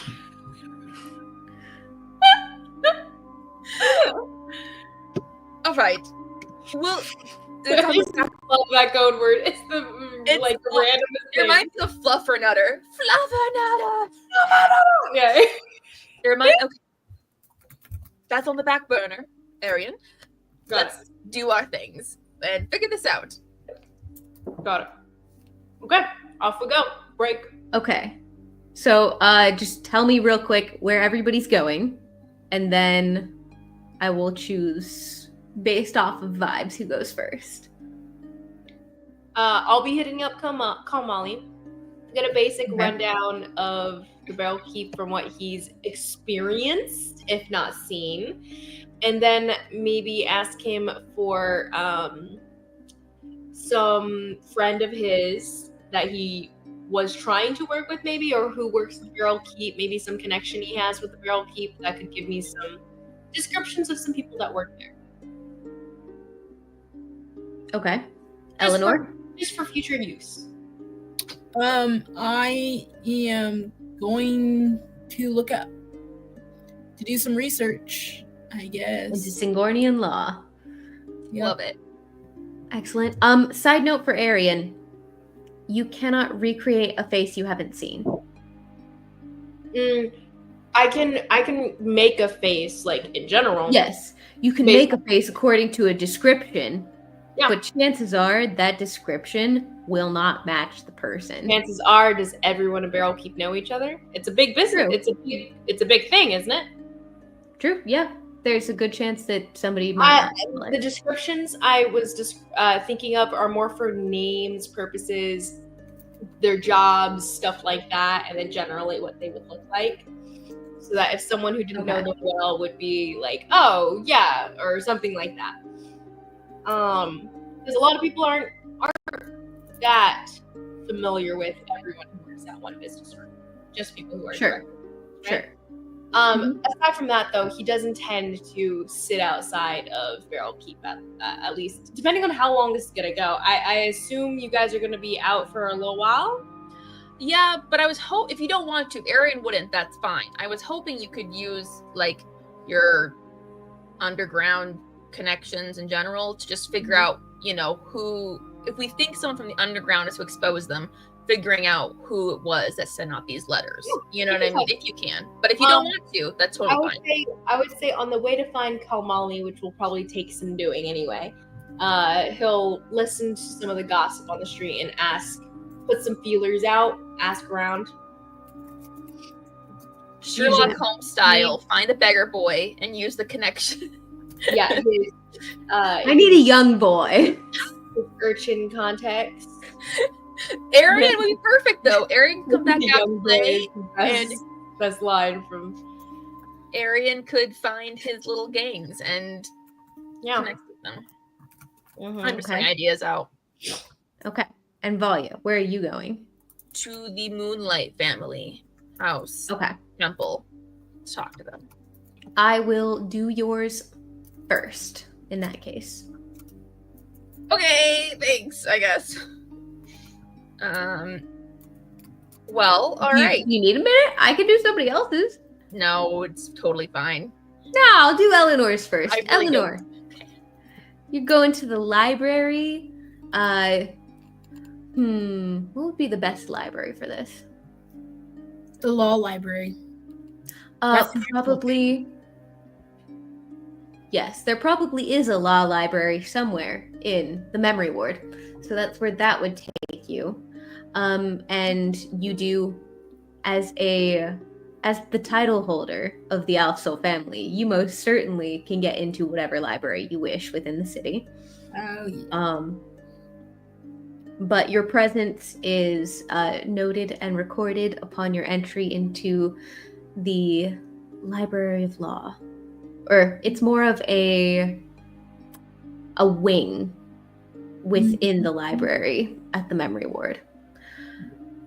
You see the great sequoia of remembrance out in front, the different weavers working around it, and as you enter into the library, it is a grand structure of arching gale stone and beautiful skylights.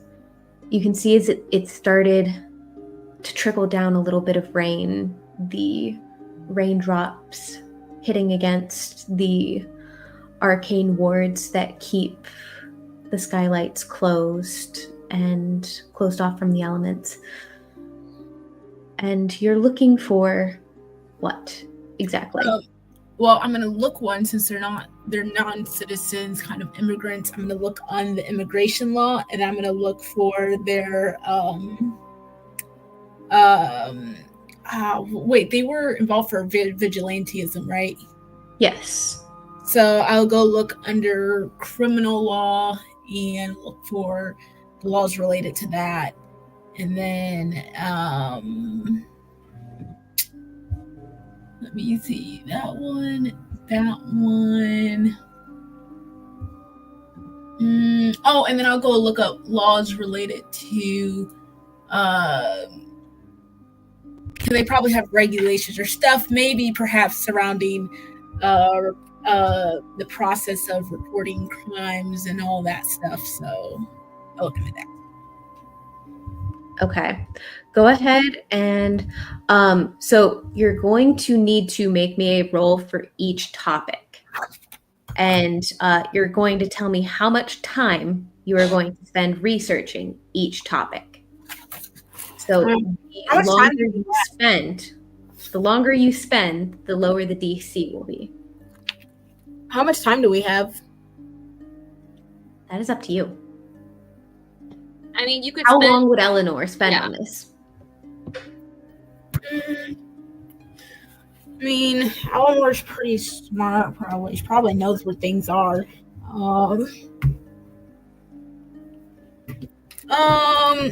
She'd probably spend on the criminal and stuff procedures, on the crime reporting procedures, she would only probably spend like probably 30 minutes on that, because there's probably not too much to like do with that stuff. So she'd probably like quickly go get what she looks for in that. Okay, so you're looking for vigilantism. Can you give me just like a couple short words on what you're looking for? So vigilantism, immigration, and crime reporting procedures. Okay.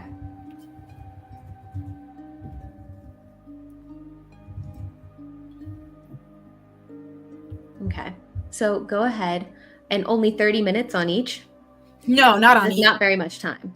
No, that's not on each. It's only 30 minutes for the crime reporting procedures, and I'll spend like an hour and a half on the other topics. Wait, more? Okay, never mind. I'll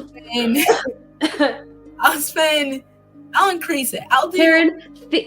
Karen, think about, you are going to a physical library, finding books, reading books.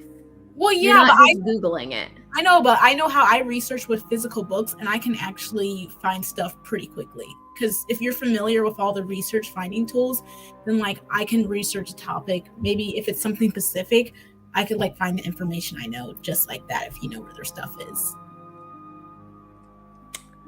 Alrighty then. Yeah. That is taken into account for the DC. Yeah. Yeah, so I'll do I'll keep it to 45 minutes for the criminal procedures.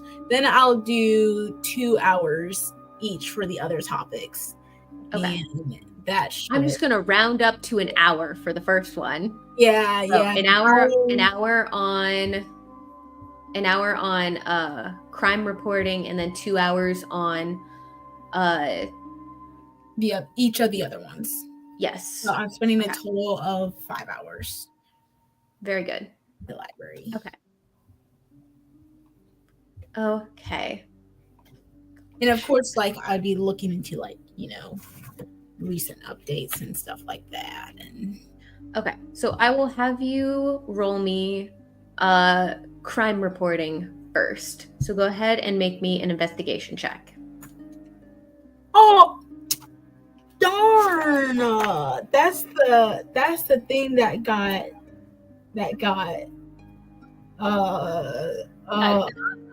worst in my new sheet. Oh no. Yep. Man. Ooh, but I wrote a natural 20. Anyway. 21. Oh, a natural 20. Yeah. Alrighty. Okay. So, Good job, Eleanor. with reporting crimes within the city-state of Singorn, the Verdant Guard may secure a scene or detain an individual caught in the act, but the mechanism for formally reporting and prosecuting a crime is managed by citizens who step forward.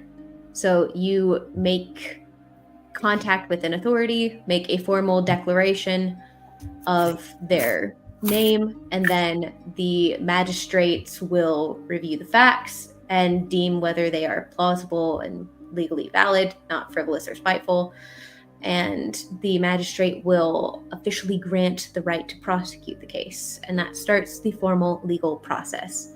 So that is also typically within the realm of prosecuting a fellow citizen. With prosecuting non-citizens, it can get a little loosey-goosey. Mm-hmm. So as far as what exactly is there any information you're specifically looking for? To see if perhaps, like, if there was anything off in the way the crime was reported, or, seeing what the standards are for the evidence that must be submitted. Okay.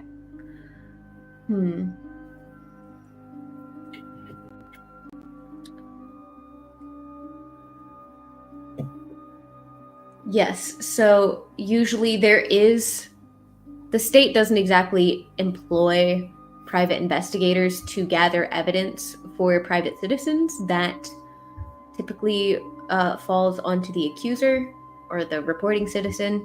So they usually must gather witnesses or evidence and just do their due diligence in accordance to that, or the accused might walk free.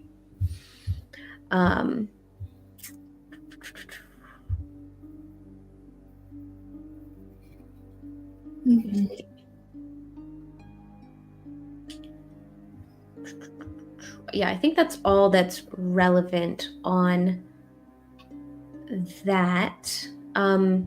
There are also penalties if a citizen would face if their formal accusation is found to be false or motivated by malice.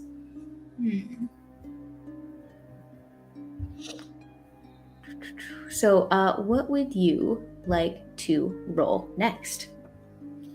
Immigration. All right. Go ahead and roll me investigation check on that. Darn, that was horrible. You wasted your nat 20 on the just kidding. It's okay. I know. It's one because I only rolled a 5, so it's a 6. A 6. You are having a really hard time finding, like, cut and dry legal documents on the status of immigration. The reason being, the immigration laws have changed so many times in the last century, and that it used to be completely illegal to become a citizen, and some people would forge paperwork in order to obtain marital status within the city. People would use illicit methods to obtain legal documents that would allow them to appear as citizens. But every time you find something and you think, oh, this is it, I've got it, you realize this is outdated. Lame. Well, you do know the basic. I'll reiterate this. You are aware of the basic. Oh my goodness. My window keeps hiding from me. Oh, here it is. Donde está? Where did it go? Donde está? Okay, here we are. The basic citizenship benefits, which would be the right to vote, the right to hold office, the right to own property within the city, the right to have a lawful marriage, and the right for any children of such marriage to become citizens automatically, and the right to not pay some taxes, including especially district taxes. So you know that the Dunas are not citizens. They can't vote or hold office, and they pay the sector taxes, and they also rent the Whispers Hold property. They do not own it themselves. We could buy them out. Yep. You can certainly try. I actually know off the top of my head who owns that land. I wonder who knows. But yes, that is it on. It's actually tallied. The last thing was the maintenance of public order. Go ahead and roll me for that. For vigilantism. You got one more roll. Yeah. No! Oh my gosh, how is that even worse? Oh no. What is it? 4. So it's a 5. Okay. I wasted that nat 20 on the one thing that didn't matter. It kind of mattered. So, what you do know from that is that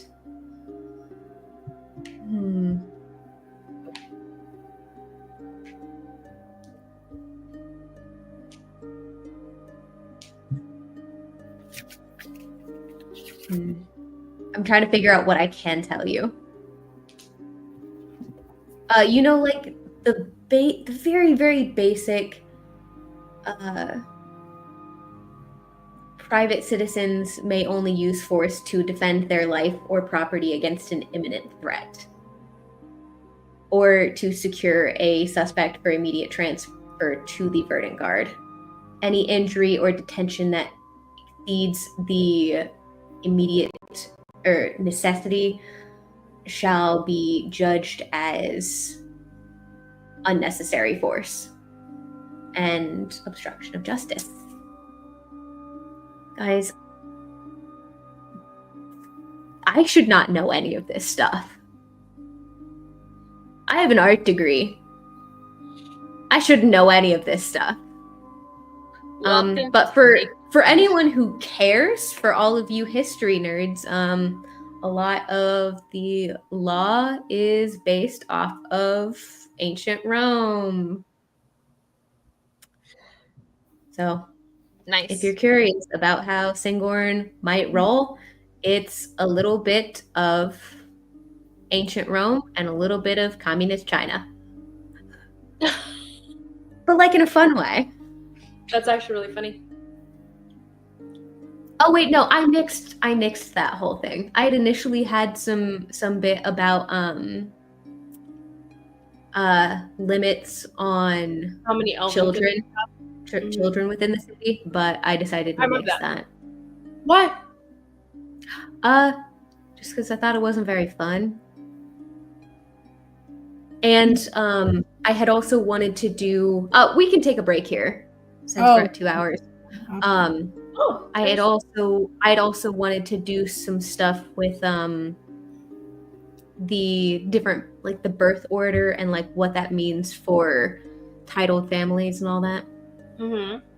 So I had a lot of fun with that, and I'm like, wait, that doesn't make a whole lot of sense if you can only have 1 to 2 children. Yeah. So yeah, I nixed that. Makes Anywho, sense. but yeah, the gist is, Karen,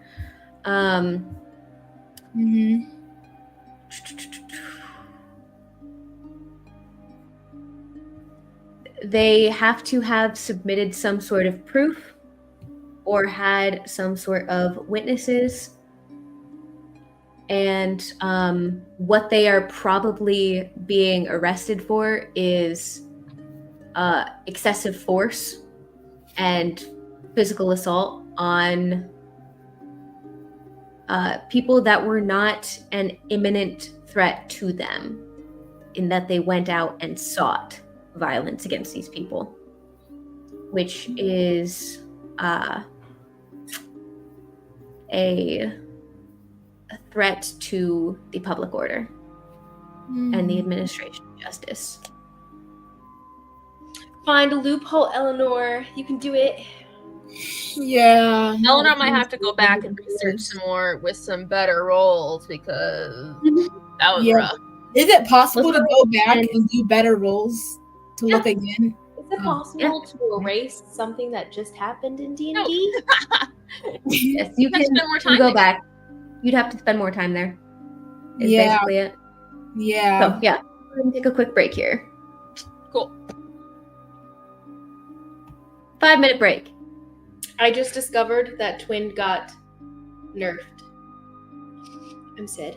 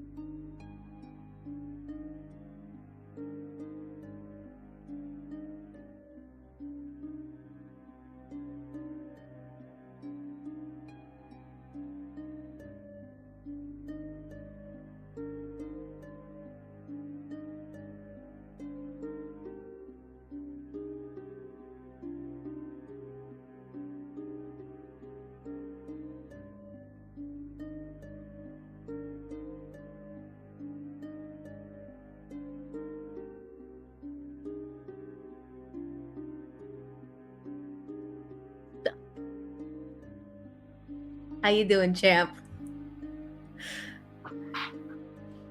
Don't talk to me. I just found out the other girl in my my local D&D group, she said, I'm terrible at names, and for some time in my notes, when I had to write Jared's name in my notes, I would just write husband with no other context. I meant Aaron's husband, but writing fast would just be husband. I know and remember your name now, Jared, and just wanted to share. That's so funny. I was also just new person or other girl when I first met her. Yes, I am looking at my notes now. That's hilarious.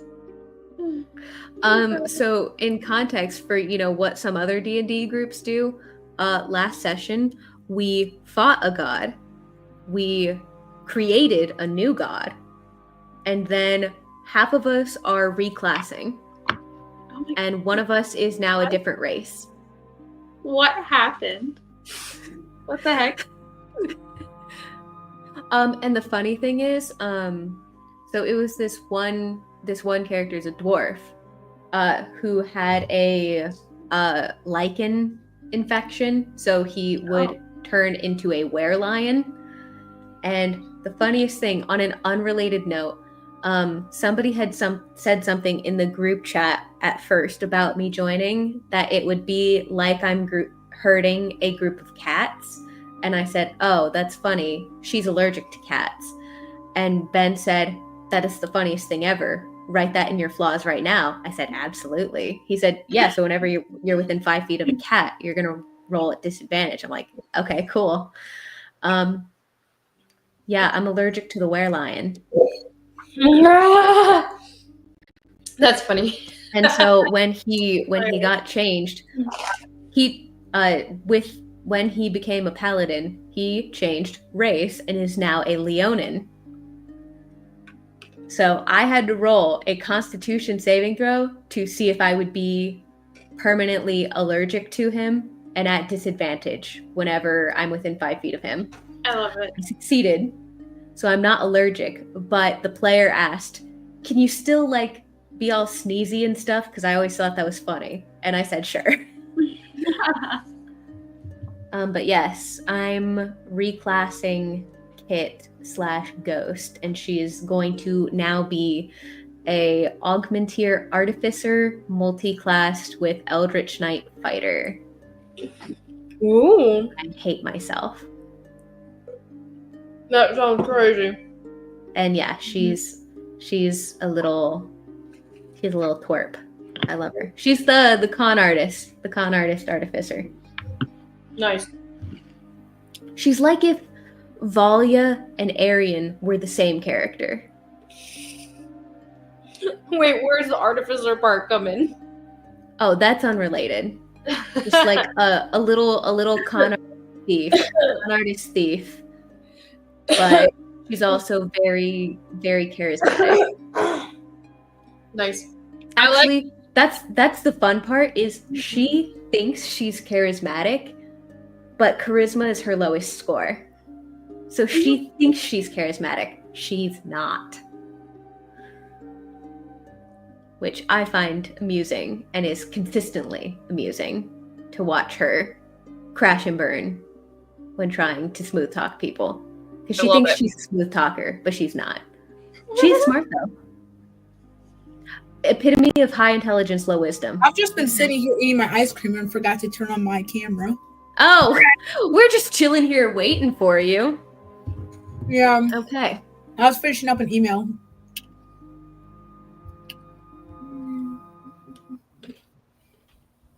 I don't know what it is, but the music always randomly stops for me whenever we go to a break.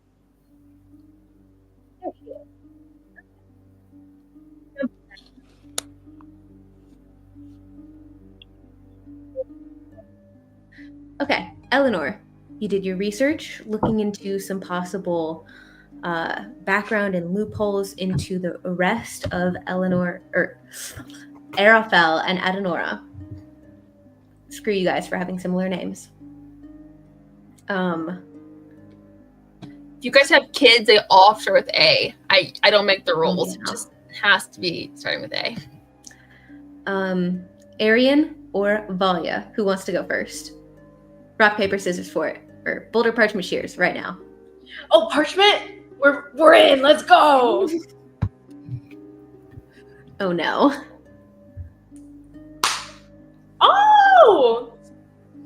What do you mean? You won. No, I did paper. I did scissors. Yeah, and you looked dejected. Me? Yeah. Oh, for a second, I thought like the lag. It looked like Liz did it like a full 2 seconds after me, and I was like, "Is she?" And then I was like, and then the way she reacted, like, "Oh, she wasn't cheating." Why you had the offended look? I was like, I probably lagged behind her. Yeah, it was like Oh. it looked like I went like this, and she was like, Oh, I thought that look was you being dejected that you lost, and I'm like, No. wait, but you won. No. So that means you get to choose whether Ari goes first or you do. Everyone gets to go first. I still am not prepared mentally. Oh, hey, Valia sneaks off? Question mark? Does that count? I'm not sneaking. I told them where I was going. That's true. Boo. She did. I like specifically laid out the plan. Sorry though. Dang. Lame. Oh well. That wouldn't have finished my bingo sheet anyways. Okay. So, Sorry, Liz, when you Ari- went out earlier, did your Mhm. was it your Wi-Fi? whose Wi-Fi? When Liz, when she like was here and then she wasn't, like when she had to come back in. Liz Wi-Fi spazzes. Oh. Is that on your sheet? Oh, That means I bingo. what? Congratulations. Hmm. Good Take job. a point of inspiration. If you already have a point, it will stack. Woo. I have Or three. you can also give it to someone else if you wish. I have I'm 3 in jail. I need this. What? I'm trying to help you get out of jail. I need help. I have literally 3 Um, lines that are all one away from a bingo. Like I should Really? have gotten a bingo by now. It's okay. Very I good. still can't believe my rolls. They sucked so bad. They did. No. I know, right? Okay. So, Arian, where are you going to search for Kamali? Okay. Well, I go ahead and ask. Well, I would say before I separate from Eleanor, could I have asked her general hunts that Kamali would have?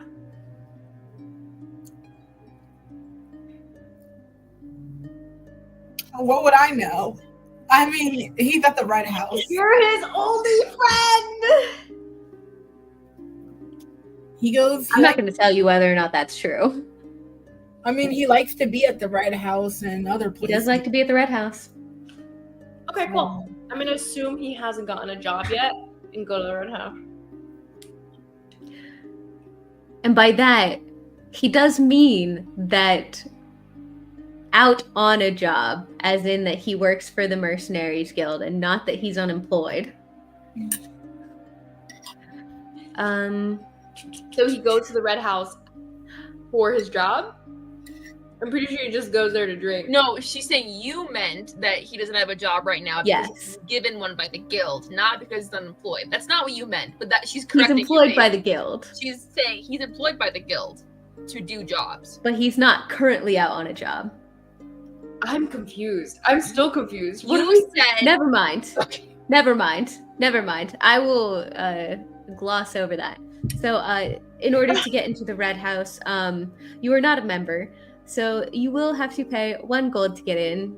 You are greeted by the very perky hostess with her red actually robes. have very and- little gold. That kind of hurts. I didn't realize I was so short. Whose fault is that? It's Aries. Not Arian's. It's Definitely- Aries because he gives all of his gold to Valia and Eleanor. Definitely give all my gold away. That's true. Yeah, I give a gold and actually don't care. I accidentally hand the person 2. Do they take both? Yeah, she'll take both. Okay, yeah. Now I'm even more short. She'll I'm when in she character. takes the second gold, she'll give you a look up and down, and you can head over to Row at the bar. Tell her I sent you. Side note, I look like an older Dash, right? But he's kind of a good-looking kid, so he's a handsome guy, a little roguish. Yeah, I'll head over. And you should head over to the pit. I think my favorite's about to be starting soon. I go, is he a tall drink of water? She kind of looks over in that general direction. Yeah. Or a tall glass of whiskey is the question. You get me. I give her a little wink and I'll go inside. Let's see. I'll walk around, but I have a feeling I'll go ahead and go straight to the little pit. Yeah, you take a quick lap around the perimeter of the red house. Do you pass by the bar? Yeah, I'll go ahead and pass by the bar. Were you gonna get anything while you were there? I'll go. You're not required because you did pay for admission. I go up to the bar. Hey, do you know who's fighting right now? You hear a little scurrying motion, and then up to the little stairs that it's a normal person level bar, but it's a halfling behind the bar. Very bright red curly hair, very round faced kind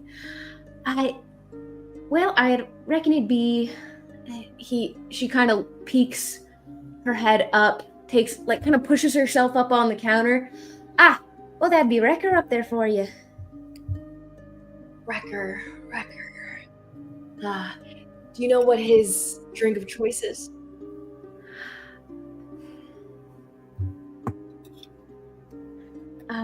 Sorry, lad, I don't. Give me your best guess. You as a, bartender, you do this a lot. What would you guess to be his drink of choice? I trust you. I trust your judgment. And I'll take one, whatever it is. Bring it to me. Follow me on this. And she begins pulling out a few different bottles and looks to be mixing something together, not just pouring it straight. And what she slides over to you is a very brightly red-hued, taller drink, kind of fizzy. And you're not quite sure what it is.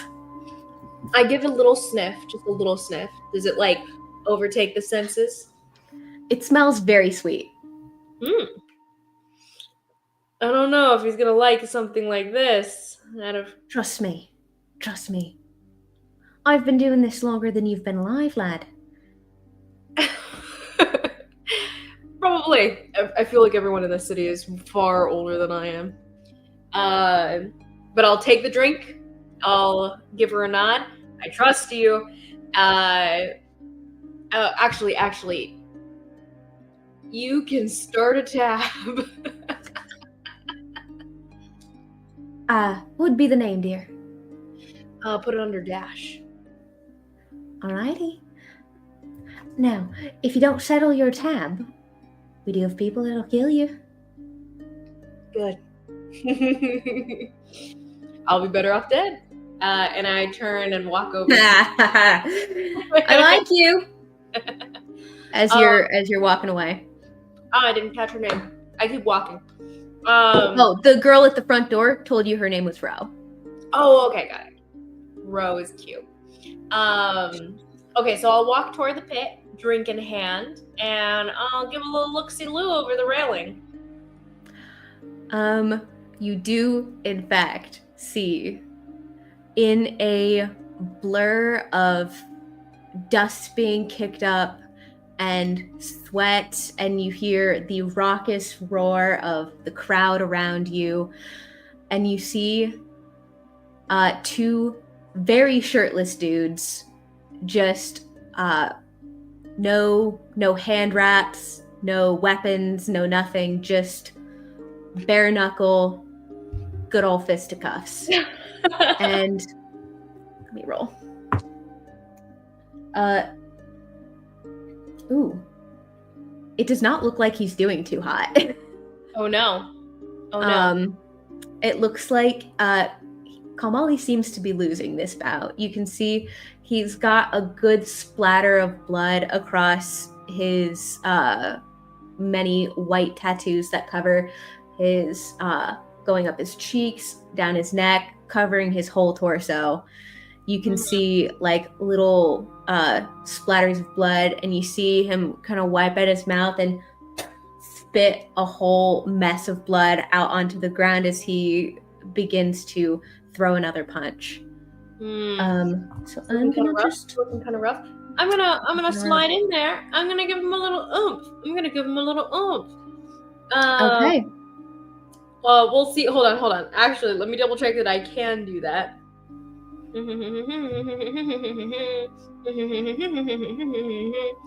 Okay. I'm thinking of some enhance might not actually do the trick for him in this context. I think there's a strength one, right? Bull strength or something like that. Strength. Would that apply in this context because they're fighting it out and it's not necessarily going to help him on attack rolls? It would help him on grapple checks, should he do any.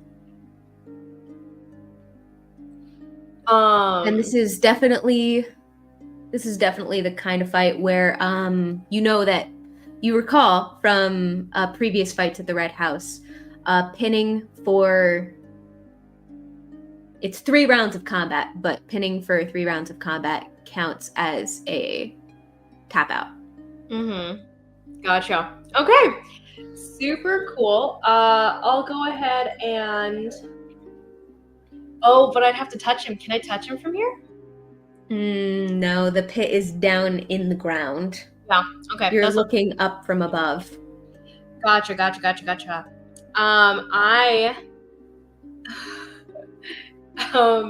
Okay, question. So sometimes in different wrestling matches and stuff, you'll have the coach or whatever hand a drink to their coachee to guzzle down or whatever in the middle of the thing. Can I play that role and just run up and be like, here's your drink, and then get him to grab it to where I touch his hand? Sure. You're gonna have to roll me persuasion because he doesn't know you. You're wearing a face he doesn't know. Agreed. I'll be like, and I'll do courtesy of the Stink. Is that what her name is? What is her Sting? Sting. Courtesy of Okay. Sting. And I'll throw that in there to sweeten the pot. You can roll at advantage.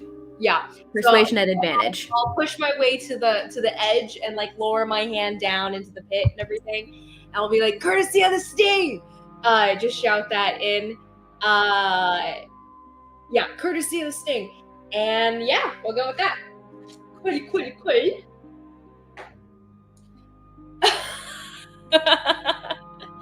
You know what? What the heck? I'll use my inspiration on this. Oh wait, no, I gave you advantage. Oh yeah, I did. Yeah, for pulling Sting's name. Yeah. Eleanor, you're Sting, by the way, in case you forgot. Versus still nothing. It's a 9. I forgot. I knew. Also, it's a 10. I forgot to get water, so I'm gonna disappear and grab water because I'm thirsty. Okay. You said a 10? It was a 10. A 1 and then a 4. I'm gonna say he just he just doesn't look like he hears you, and looks to be a bit too wrapped up in the fight to pay you any mind. Okay. That's fine. I'll just be like, I'll just hurl a insult at the person he's fighting. Who's he fighting? Looks to be some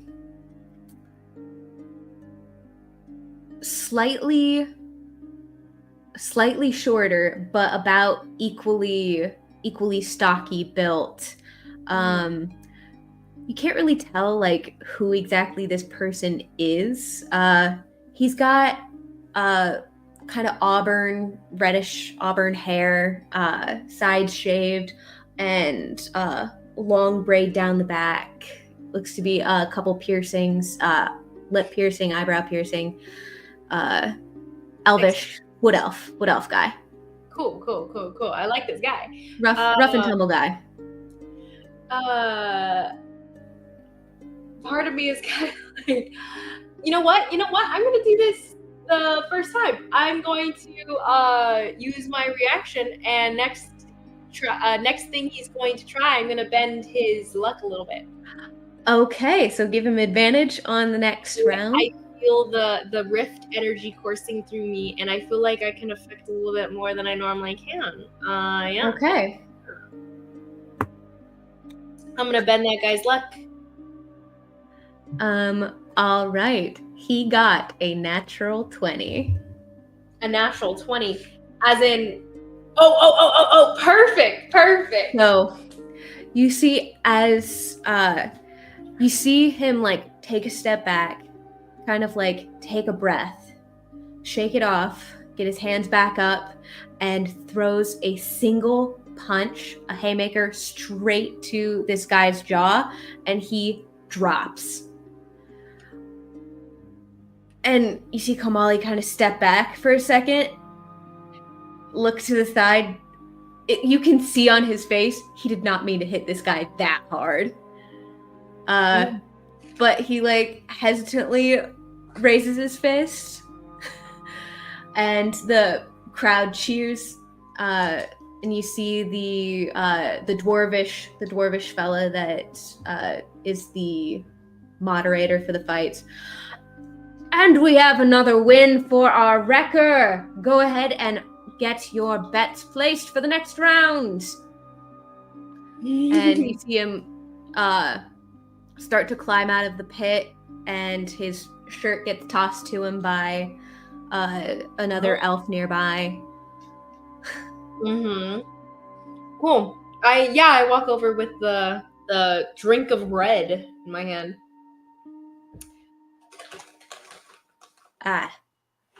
Courtesy of the sting. What? I don't think you heard me. I was trying to give it to you back in the pit. Do I know you? Actually, I think you do. Wait, did I meet him officially? Yeah, but you're wearing a face that he doesn't know. Yeah. No, I think I do. I'm a friend of Eleanor's. I think Arian wouldn't necessarily register that immediately. He would just go with the, yeah, you do know me. Who's Eleanor? Friends. Who's Eleanor? Alsol, you know, the noble girl. I don't think I know an Eleanor. No. Is he? You think do I look like I know any nobles? Is he joshing me? Insight check. This is my coolness, not knowing when someone's joking with me or not. 14? He has no idea who you're talking about. But you said you were friends with Sting, yeah? Yeah? Huh. He'll reach a hand out for the drink. Do I remember this? That's actually really funny. Yeah, I go, yeah. Take a sip. He's an interesting one. Yeah, so how do you know Sting? Right? Huh? Book club. Book club? Yeah, book club. you guys, you have a book club? Yeah, we steal books together.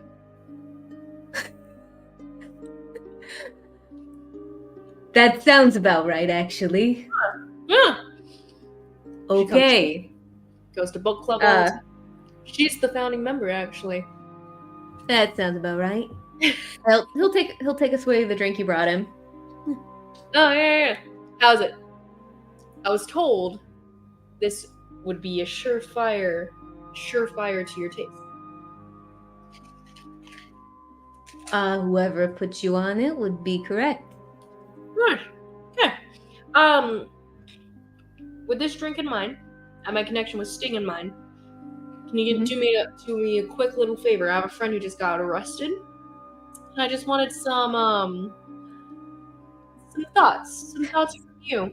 You were Sting mentioned something about you being familiar with the Barrel Keep because of, I don't even know. She was talking about it, barely anything. She doesn't talk that much, but yeah. No. Yeah, Sting and I don't do much talking. You and Sting that? Yeah. Not like that. No, definitely not like that. No, Sting's one of the good ones. Yeah, she's one of the only girls that never wanted nothing from me. Huh. That's good then. That's good. She's a cool girl. And all that to say, one of her friends, our friends, another person in the book club, got herself into a bit of trouble. So I was thinking you could help me out. Make some plans just in case we need them. To get her out of town. This got anything to do with my brother? Or Nora? It just might. Actually, I totally forgot that Arafel was there too. So I was like, that might have been the easier way to get some emotional investment from him, but okay. Oh, yeah. You guys are related, huh? I don't want to assume, you know. Who are you? I'm a friend of Sting's. That's not good enough. What's your name, kid? You got about 2 seconds before I set the drink down and start swinging. Name's Arian. Ari? Like the kid? Yeah. Wait, no. Kieran mentioned something about you being a shapeshifter or whatever. You didn't tell me you were. So wait, the kid. Which one's the normal you? Is it the kid or are you like a grown-up? Jury's still out on that one. Wait. Doesn't really matter. That sounded like a joke. But point is, it is kind of a joke. But the point is, let's get your brother and our friend out of jail. Well, yeah. And you and me both know that sometimes the law doesn't cover all the bases. Doesn't normally decide on the behalf of non-citizens, for one.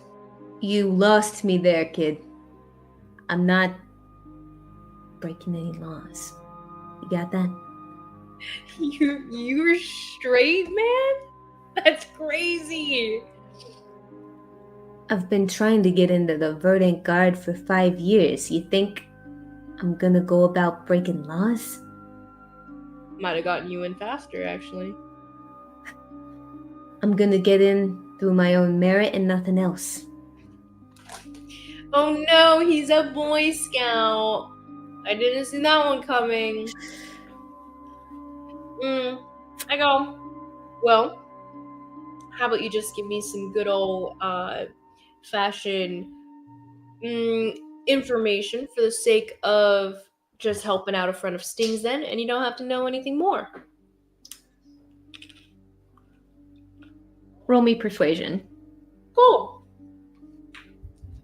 Come on, don't screw me over. 16. All right. But only if you promise you're not going to try to do anything stupid and break my brother out. Yeah? No, I don't like your hesitation. Well, I'm trying to just determine the definition of stupid. Because I think that term changes depending on who's saying it. He steps up a little bit into your space, and you see he kind of straightens up a little bit so he can tower over you. He doesn't tower. Actually, no, he's pretty tall, like 6'5". He's a big dude. You try to break my brother out through illegal means, I end you, kid. You got that? He breaks the law, he'll never be guildmaster. Yeah. He almost said, I thought he wasn't going to be anyway, and then decides not to. But he does say, no worries, I'll let him rot. If it comes to that. We're gonna get him out. The right way. Yeah. The law always works. Got you.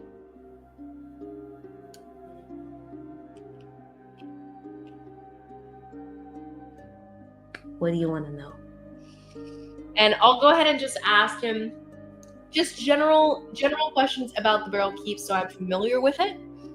I guess the ins and outs as well as he might know, or at least knows from talk and everything from his contacts within. Yeah, just so I have a general understanding of the place. So I don't have to reconnaissance in the future for it. General understanding of how it works, and an understanding of like what kind of business comes in and out of the keep, and what the requirements are for prisoners to be either signed out or moved from a location to location. Right. So he'll take you over to a more secluded corner. One that's got a little bit of shade from the torchlight in here, and getting in the shade, he'll push the blindfold up to his forehead, kind of pushes the hair out of his face. Right, so Barrel Keep, you got ground floor. Practice ranges. Hand to hand, ranged combat, yeah? Second story. DM, you don't actually have to tell me. If you want, we can just like say that later. Oh yeah. I'll just go free. Yeah, you've got vaguely what is on each floor. Cool. So the ground level is the training area. The second floor is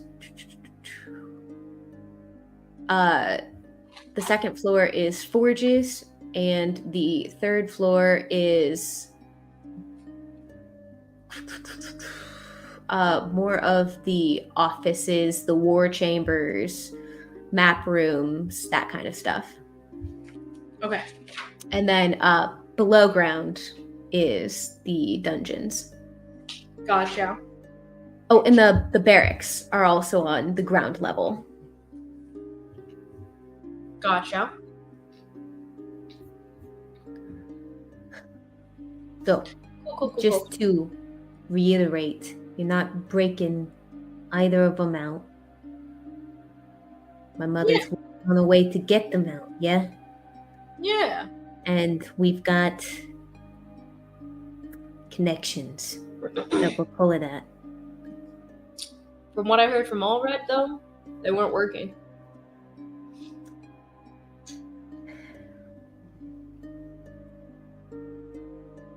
And also from what he said, she's been at this for a while and nothing's changed. Granted, Sting's got some friends who's working some of their own magic. Wink, wink. Try to get What kind of friends does Sting got that would be able to do something like this? I guess one like me who can do something like this legally, but one who can actually do it legally. So she's covering all the bases.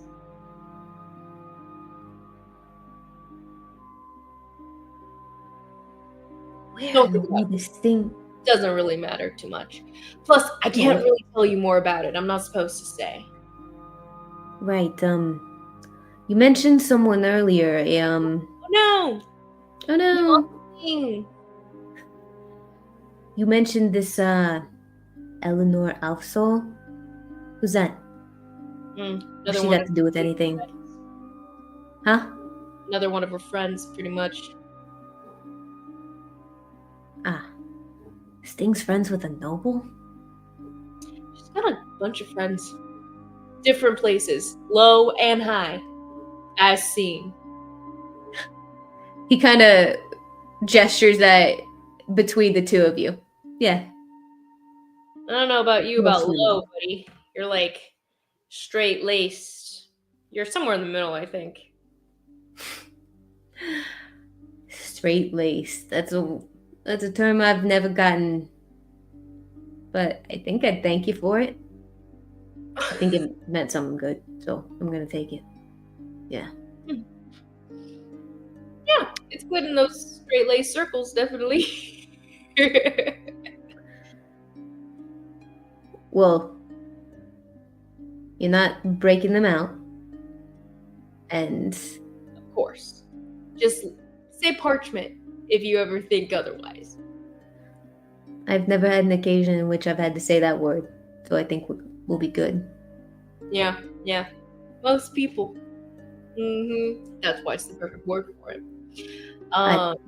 No, it's because I'm blind, moron.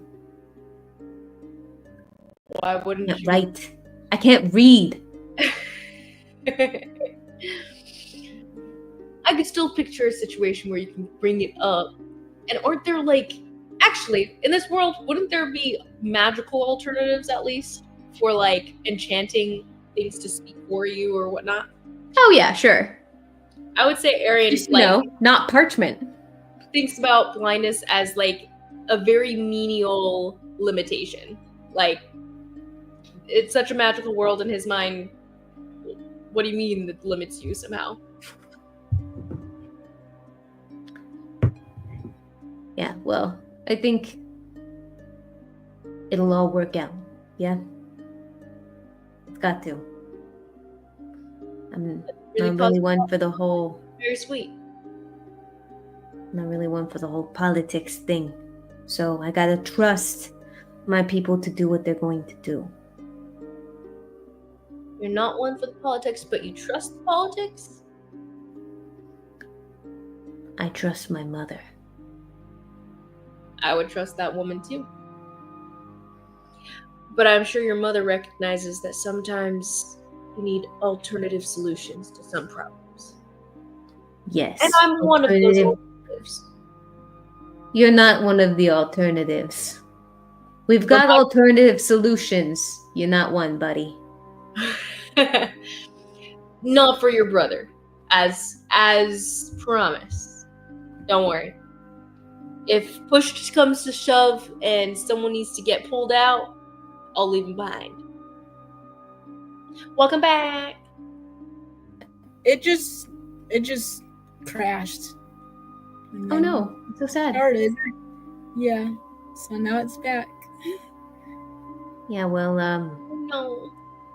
You tell Sting I said hi. I will. I guess. And no breaking my brother out, yeah? I feel like I just said this like 5 times. I'll let him rot Yeah, my well, guy. you seem kind of dense, so I really wanted to drive that one home. I think you did. Got it? You good? No, wait. Tell me one more time. What did you say?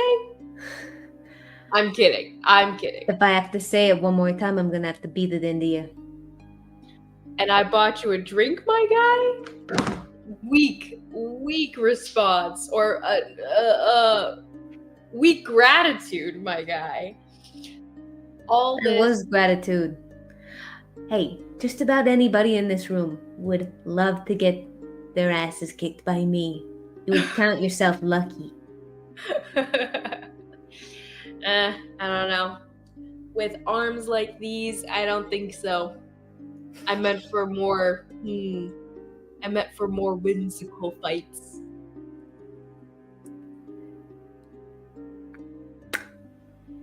I'm sure. Mm-hmm. Okay, well, thanks for the help. Yeah. suspicious though it may have been, dubious though it may have been, but thanks. We'll see if it becomes Well, it was at all. Aryan, right? Yeah. Yeah. We're gonna have to talk to Kieran. What about? Never mind. I get up and head over to the bar and ask how much it costs. That's a great question. I think just a silver. A silver? Okay. Yeah, I'll settle it. If it was more than that, I was gonna push it off on call Molly. You would. Mm-hmm. That wasn't that much. Okay. Cool. Okay. Valia. You've had so much time. I know, I'm good. So, Okay. going to see the Moonlight family. I presume you're going to the temple. I am going to the temple. Okay. What area of the temple would you be seeking out? You do know that Dusana Moonlight is in the humanitarian department, and Vero Moonlight is a prelate in the academics. So you could ask around where those departments are, depending on who you're seeking out. So when we came here, we were all with Nora and we talked to her father for that one time. We were getting him to do us a favor to bring the Hondas back. Were you all together? Nora, do you remember, Rachel, if we were all with you? Or did you go by yourself? I'd kind of thought you'd gone by yourself. I thought I went. I think they came with you, but I think you went to talk to Vero privately. I think that's what happened. Yeah. I remember. I don't think her waiting in the main area where her brother was. What was this in regards to again? Her needing to get directions around the temple. Actually, no. So you should be able to, because you can generally, generally where the offices are. You can roll me a general intelligence check to see if you can remember which door was his. Okay, sounds good. Yeah, I know that we were at least with her for some of it because I convinced her father to let us bring Kynan instead of Arafel to the ritual as protection. I got a natural 1. Oh no. Oh wait, did you go with Nora? Uh-huh. Oh, so if you went with her, you know where the office is. Okay, cool. I mean, I did, but I don't know. I don't know if maybe I didn't remember exactly where it was or something. Oh, but no. I was saying that I left Ari in the library because that's what I wrote down. Oh, you left Ari in the library. Okay, yes. You know where it is. Oh, Arian would not. I could have sworn that you had left somebody like in the library or the courtyard or something. Okay, so if you went with Nora, you don't need to roll. Perfect. You've been there. Okay, cool. And you're decently sharp. So I'd say you can remember where it is. Okay, so she'll go and she'll just find the father because she has had a rapport with him, I suppose. And she'll go knock on his study door. Do you remember what face you were wearing when you talked to him? I was actually just trying to look that up, so hold on. Let me see.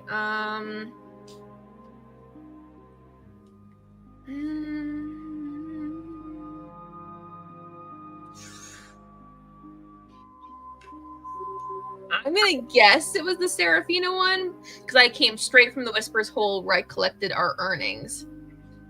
But that's the base I always use to go to the Whisper's Hold. But I didn't write it down specifically, so we'll see. Okay. I know.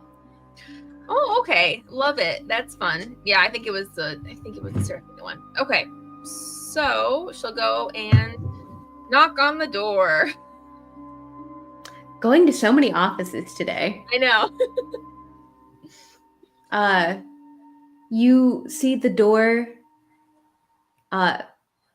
drifts open in front of you. and you see ahead of you, you see an older elven man, dark raven black hair, very long, flicking his hand. Can I help you? Yes. Hello there. I am. You must be Prelate Vero. Is that correct? Yes, you are. A friend Serafina. I'm a of Adenora's, I recall. Yes. Good memory, sir. I am here because I wanted to discuss any way in which we could The assist. warrant for my daughter's arrest, I'm assuming. Yes, that one. She has been arrested, if you hadn't heard that part yet. I had not. Unfortunately, we were not aware there was a warrant coming back to the city, so your daughter, truthful as she is, told them exactly who she was. So, so we're not exactly sure where that came about from, but I wanted to see how we could assist in getting her out. I believe it was unlawful vigilantism. Oh, sorry, I wasn't exactly sure why the accusation came about, but that's besides the point, I suppose. I believe it was unlawful vigilantism. Do try to catch up, dear.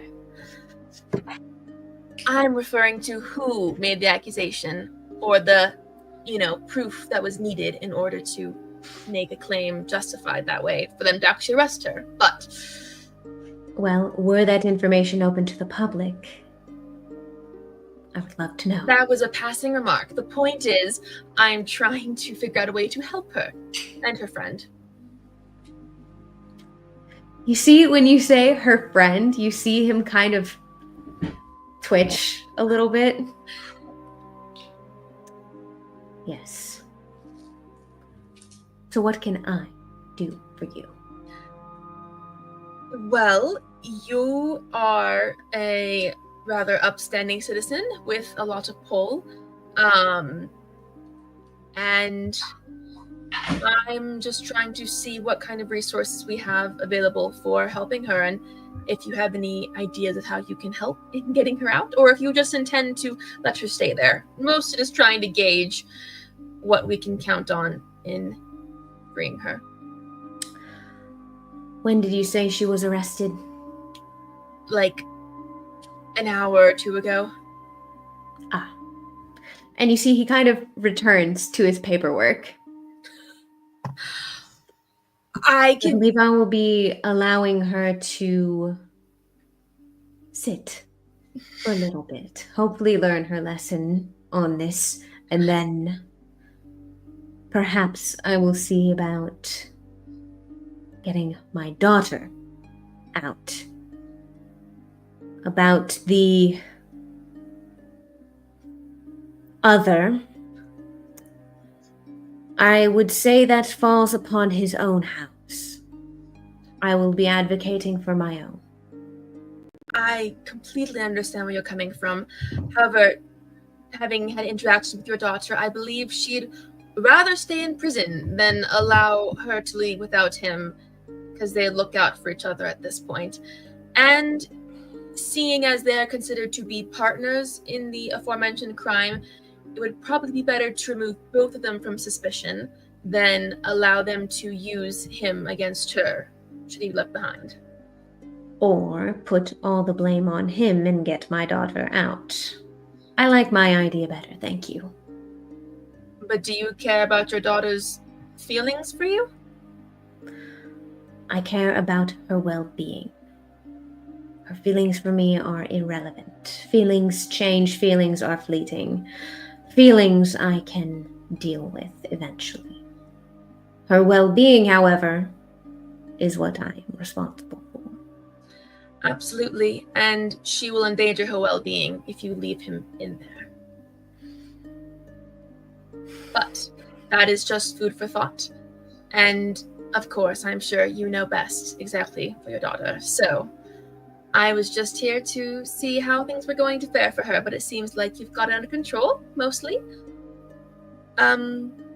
But I pray you listen to what I say, because she will do whatever it takes to get him out.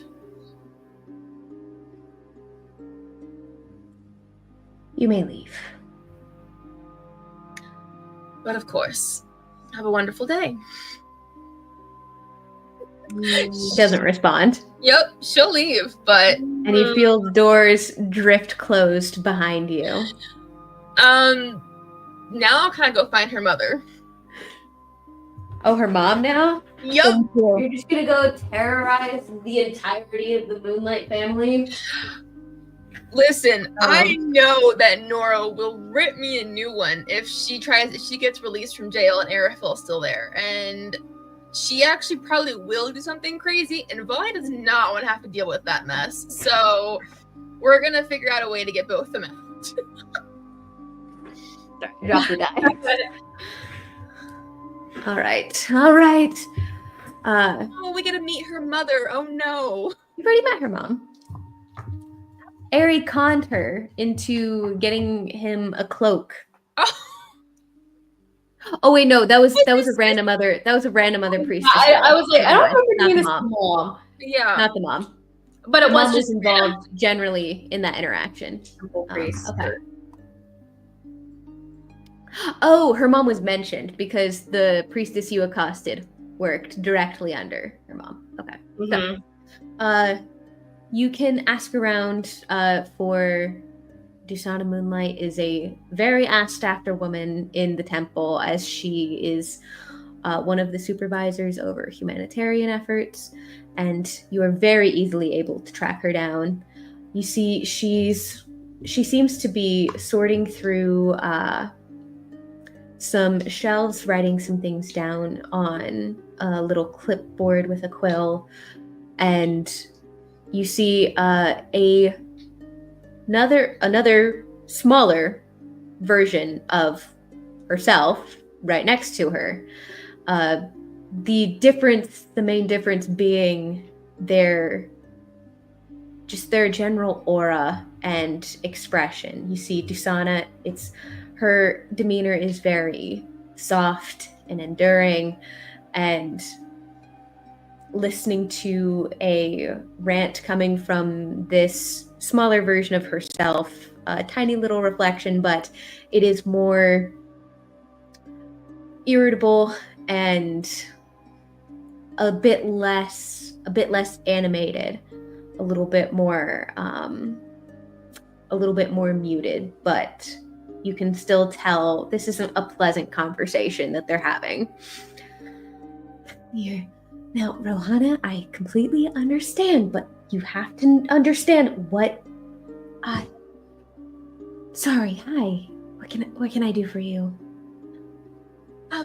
Hello there. I don't believe we've had the pleasure of meeting. I'm Seraphina, a friend of Nora's. She sets her clipboard down. I am... No, what have you heard? Is she back in the city? Is she gotten back from Kaimol? What is she doing? She is sitting in Beryl Keep at this moment, I believe. Unfortunately, she was noticed as soon as she walked through the gates. You hear a scoff come from the younger girl. So I was just coming by as Nora's friend to try to figure out how to best help her, resolve that issue and get her and her friend, out of this mix-up. Well, I know.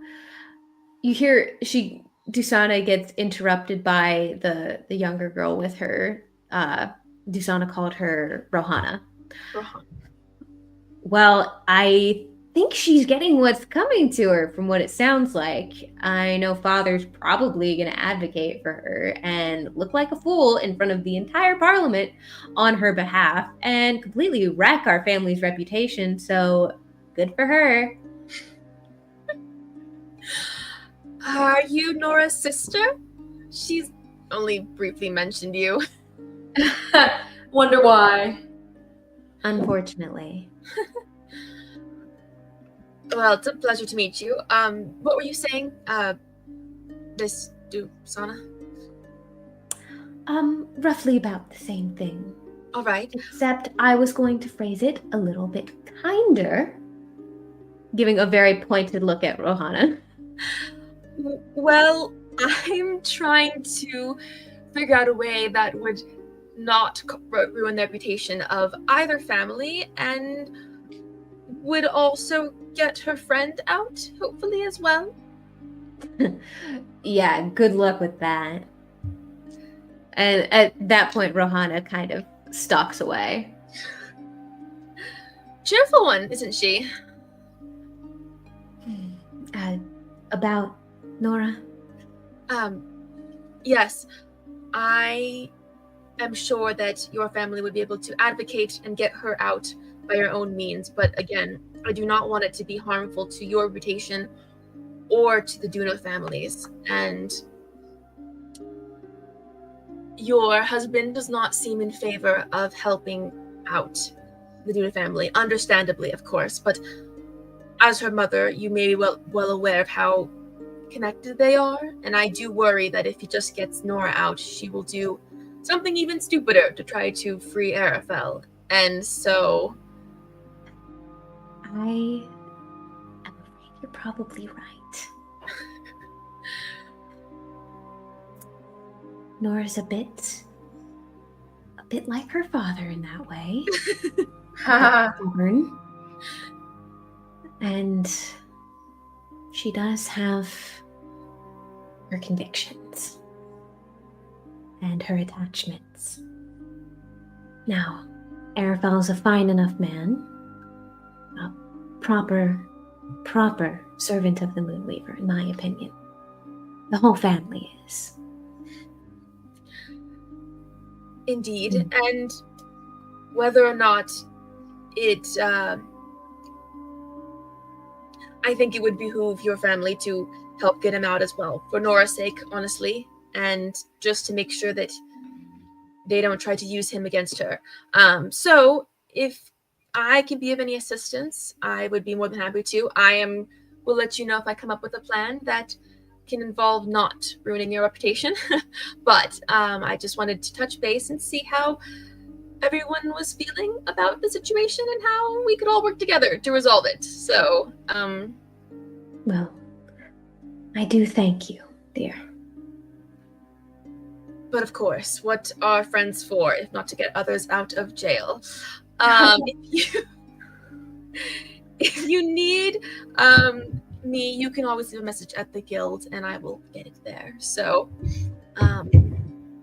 at the Whisper's Hold? Yes, that is how I met Nora, actually.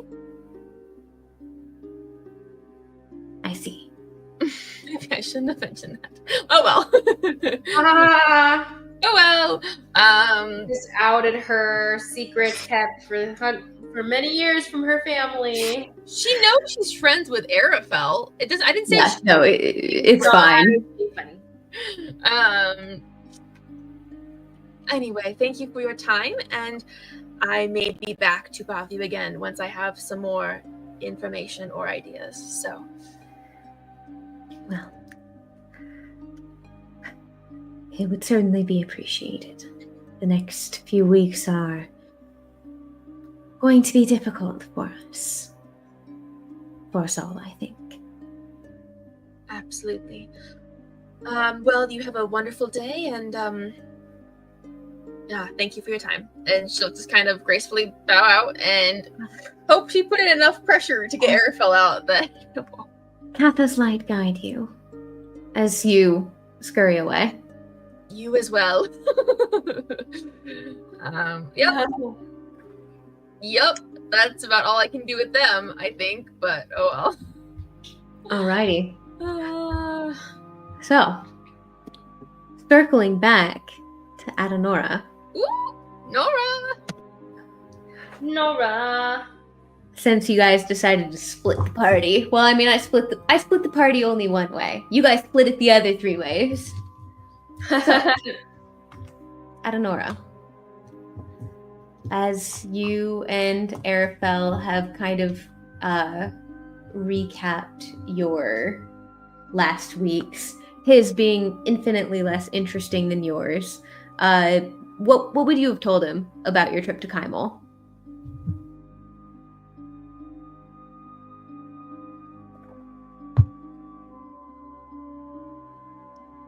I'm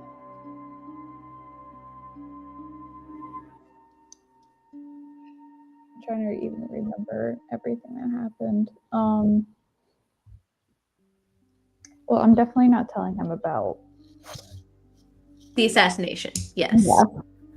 From the top of my head, I don't think there's anything else I wouldn't not have told him. I think. Okay.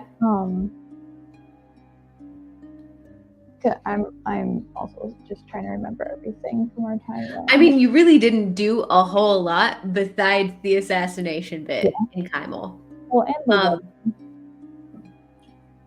Yeah, and the wedding. Crashing. Do you tell him about the crashing the wedding?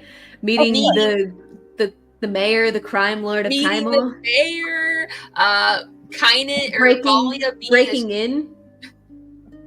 breaking into the Mid Valley Merchants offices, being infiltrated by a shapeshifter.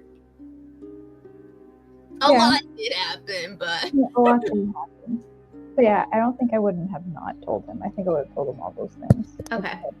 So you tell him the whole gist about like getting kind of conned into joining a gang, but not really joining a gang, and helping crash this wedding.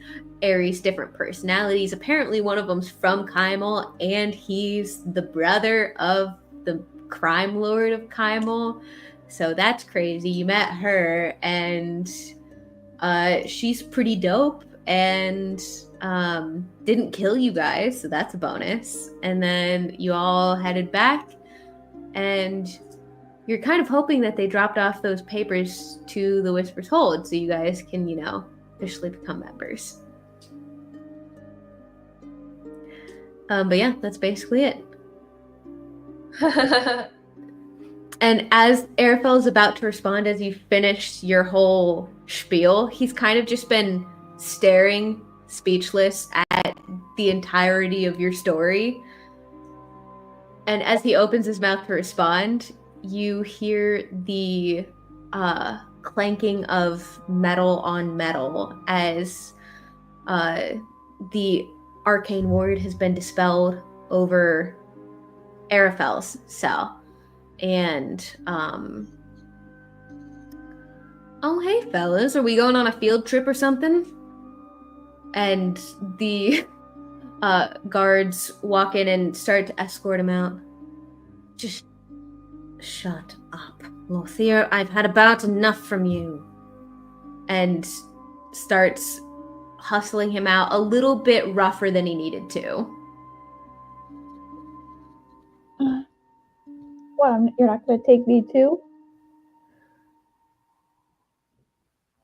He doesn't respond. But you do hear a sigh of exasperation. As would be fitting a person who has had to listen to Arafel talk for the last 2 weeks. It's about an hour or so since Arafel was taken out of his cell before a different guard comes to your cell, the same dispelling the ward over the cell, clanking the keys, unlocking everything. All right, now come on, miss. My turn for a field trip now? Oh, you're about as worse. You're about as bad as him. And he escorts you up the stairs and up the stairs back into what is the last dregs of daylight. You can see very faintly in the sky as the sun's beginning to set. You see on the opposite side, you see Katha looking over you, Rudis being a very faint crescent, but Katha's light starting to shine bright. And you're escorted up several cases of stairs. You think about 3 floors. And you're escorted to some sort of office. And looking around, you don't see Arafel. All you see are a Verdant Guard scattering about, minding their own business. And the guards knocks at the door before hearing the acknowledgement to enter. And you are escorted in. It's a simple office, very military-esque. Clean lines. It's not cluttered with paperwork. There are a few maps along the walls, a bookshelf along one side. Mostly scrolls. Probably a few maps mixed within there. A desk that no one appears to be sitting at, but you look to your right, and in the corner of the room near the door, you see an elven man sitting at this set of 2 chairs, rather fine leather chairs, high-backed, with a table between the 2. He takes you in, looking you up and down. Now, what is this all about? Uncuff her. You did the same with the last one. This is completely unnecessary. I will be perfectly fine. You can remain out the door if you wish. And the guard begins to loosen your restraints, and the man gestures for you, waving off the guards, a bit irritated. I do apologize for the theatrics, Miss Moonlight. Please sit. My name is Aramil. It's a pleasure to meet you. Name is what? Aramil. It's a pleasure to meet you. Have I heard that name? You can roll me a history check. He's a very lithe elven man, long platinum hair, tied back some small braids. He's got very sharp features. What? What's that face for? Continue. He's got very sharp features, fair skin, blue eyes. Rather warm expression. Now, would you care for any tea? That was a nat 20, by the way, DM. A nat 20? You have heard the name Aramil before. Possibly as in Aramil Nilo, the counselor. Ah. You've seen him at the ball when he got shot too, so Yes, and you make that connection as you do you sit? Yeah, I said. Both me Forgive and daddies. Forgive the brusqueness. Most of the people I converse with all day are insufferable twats who do nothing but look to further their own station, never thinking about how they could improve our city. And he begins pouring you some tea. Oh, that's okay, trust me. I've had worse days dealing with worse people. They're not that bad. When I say it's a pleasure to speak with someone like you, no, I truly mean it. But I am going to order your execution. Insight check. Are you actually happy to see me? Roll me an insight check. You know, I will. He's just trying to get dirt on his daughter.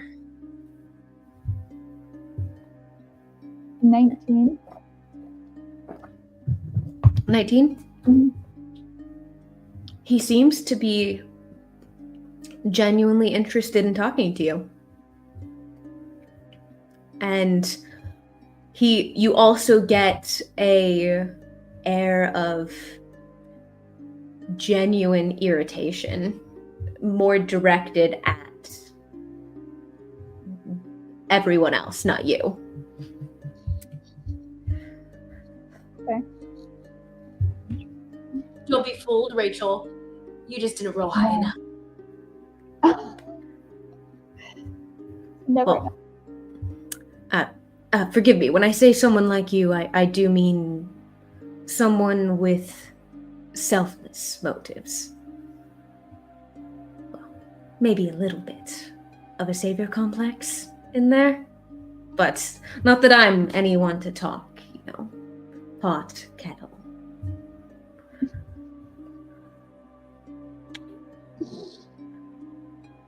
Now, there are dealers of this awful drug the Verdant Guard ought to be chasing down, not the brave citizens who stepped up where we were lacking. They're wasting our resources chasing shadows while Parliament is hemorrhaging stability. So, he sits back with his tea. Tell me how someone so young has accomplished more than half the Verdant Guard in half the time. Say that again. Tell me how someone so young has accomplished more than half the Verdant Guard along these lines.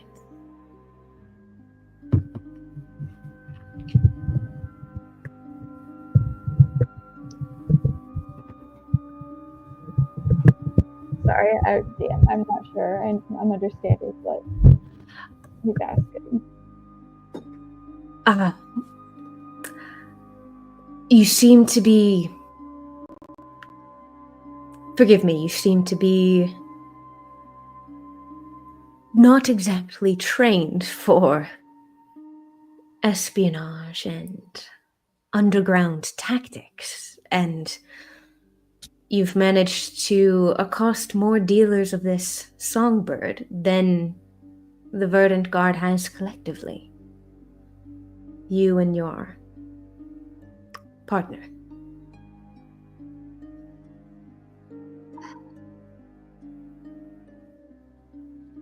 DM, I don't know if I can trust this guy. You can roll an insight check. Yeah, I want to do an insight check on him. Okay.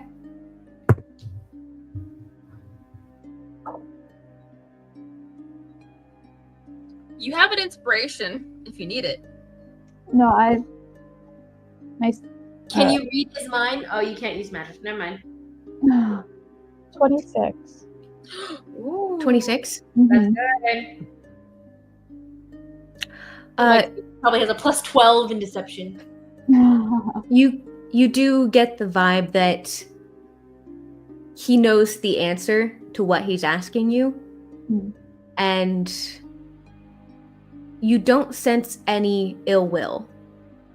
You sense there's intrigue and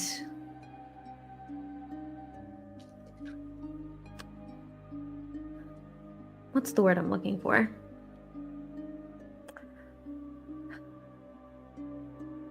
It's you sense that the vibe that you get is someone who is excited about an opportunity. I can't think of a word for it. There might be one.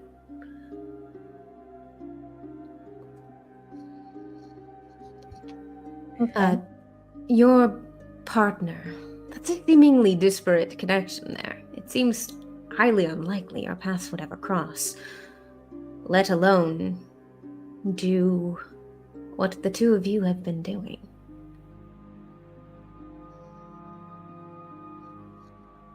I mean, a priestess and a mercenary.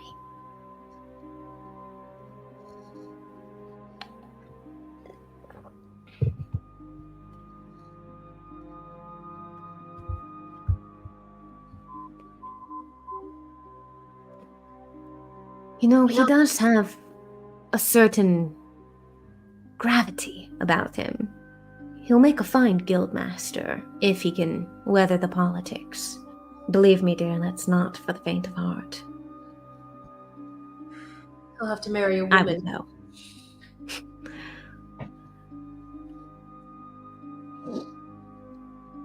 Yeah, certainly makes life a little bit harder for him, you could say.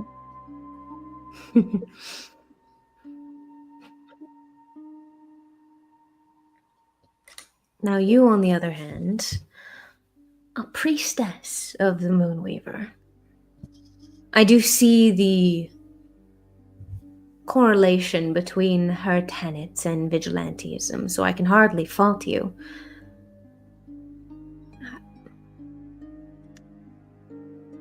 You do know you're not in any trouble. Suspicious. Well, the Verdant Guard would like to prosecute you, but I can assure you I won't be allowing that. Would have fooled me. I mean, wanted posters? Yes. You know. The Verdant Guard is wont to do theatrics. I'll be having a discussion with Lord Quinar about that. And you can hear there's a little bit of a bite to those words. Possibly a little bit of pre-established resentment there. Well, you seem like a very straightforward lady, so I will cut right to it then. I believe our city is in need of more people who are unafraid to make bold strokes. He sets his tea down. People who act. People like you and Mr. Duna.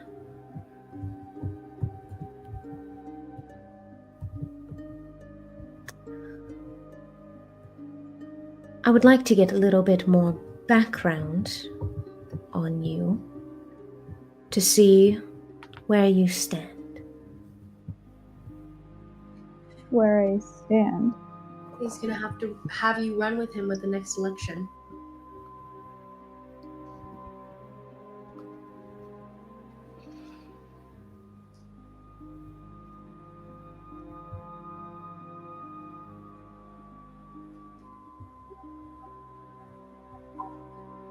Where you said where'd you say, DM? The summary thus far is that he generally agrees with what you're doing, disagrees with the Verdant Guard, has kind of implied that they're incompetent, and has implied that your operation might be a viable one. Cool.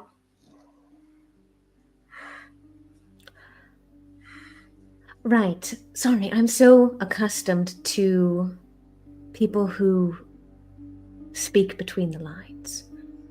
I would like you and Mr. Duna to conduct a covert operation.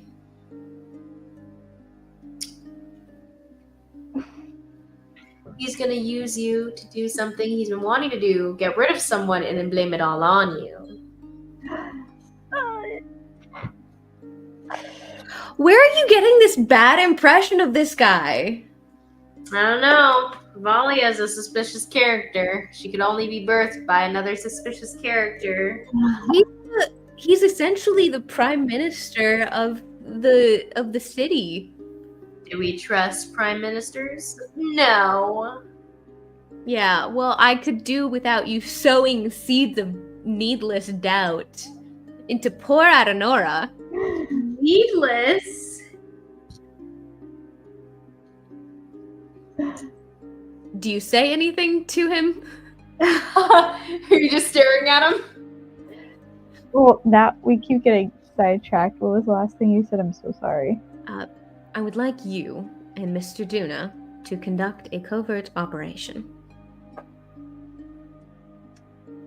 Ah, well, that was the last thing I thought I would be hearing today. After, getting arrested, wanted posters, jail. Glad to exceed expectations. I hope this is a turn for the better of your day. Well, so far it is. I'm going to need to know a little bit more than, Well, this is going to need to be a little bit of a give and take, dear.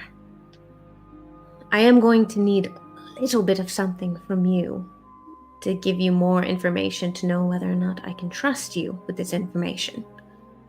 This is highly confidential, dear. And what is it exactly you would need specifically?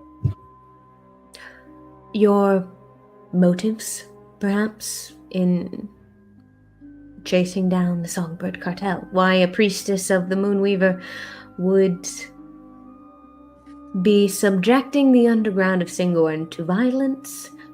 I can make my assumptions all I'd like, but I might be wrong. I rarely am. But trust then verify.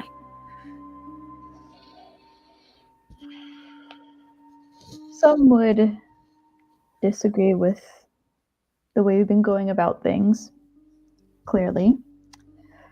But I don't know, someone's got to do the things that no one else wants to. Someone... I don't want to use the word. I don't want to use the phrase "get their hands dirty," but it's kind of how things usually go. But the goal is to help this city. It's never for my own benefit or for my own pocket. It's not the main goal at the end of the day. I want my family safe. I want my friends safe. And I want this city safe. If that means I look like the bad guy at the end of the day, then I'm okay with that. Miss Moonlight, may I call you Adenora? Call me whatever you like. Well, Adenora, I see a lot of myself in you. And I want you to survive this. I want to see your vision realized.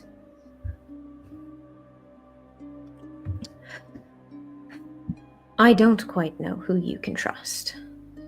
Me now, I tend to stick with my inner circle, whom I've vetted quite closely. The people who are truly looking out for the city's future are fewer than you think.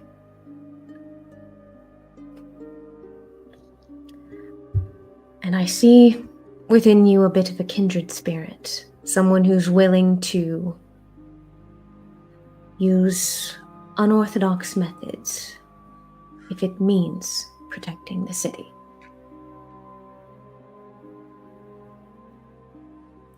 There's nothing I love more than this city.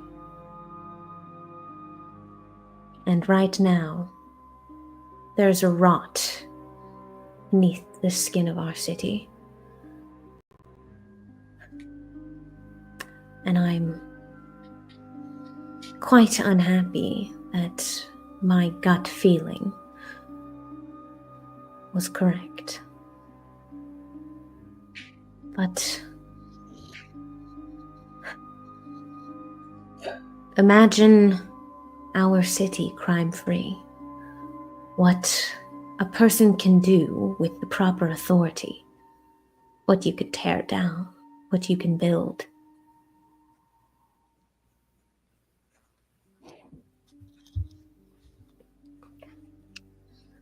I would like to make you an offer, Adenora.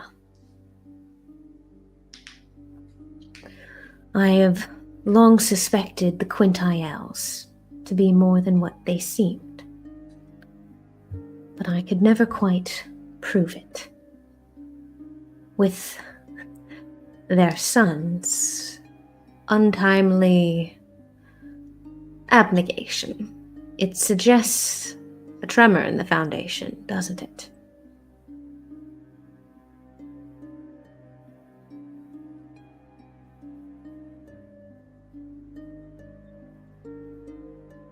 Oh, sorry, you froze for a second there.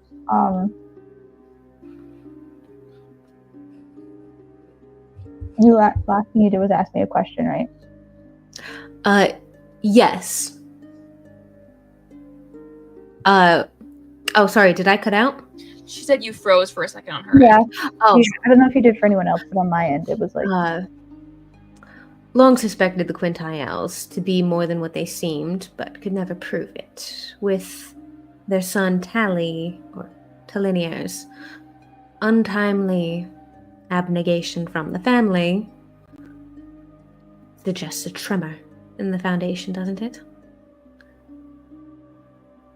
A suggestion that my gut might be right about the rot from within. It might. Yeah. I would like you and Mr. Duna to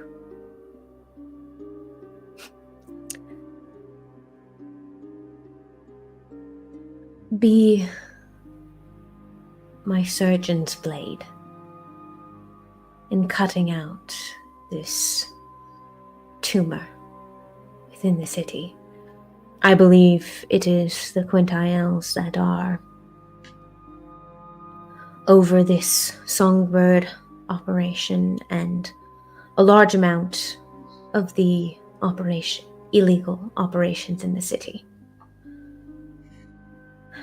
However, I am a bit busy trying to keep the city from collapsing in on itself on a daily basis.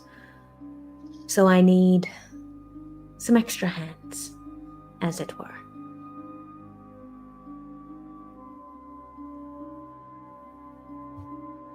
People who act.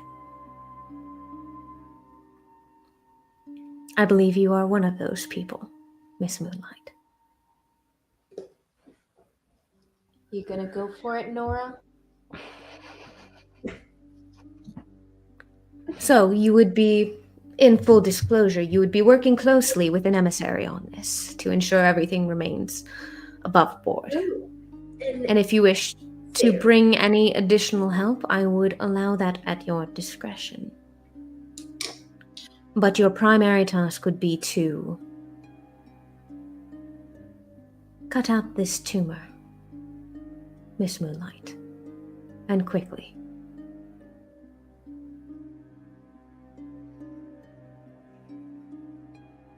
What do you say? With the proper authority, you could do everything that you have wanted to accomplish and be heralded for it rather than arrested and degraded like this. And I'm assuming if I say no that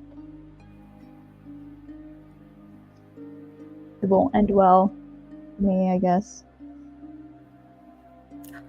No, I fully intend to release you regardless. However, should you not accept my offer, if you get arrested for vigilantism again, I won't be able to help you. it will be out of my hands. I may be the counselor, dear, but my reach only extends so far. You would be at the mercy of the court.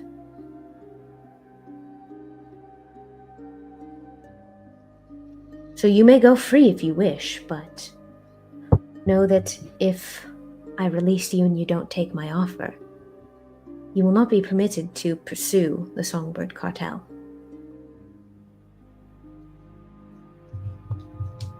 And it will be left to the Verdant Guard. And this offer, you offered the same thing to Arafel. I did. What did he say?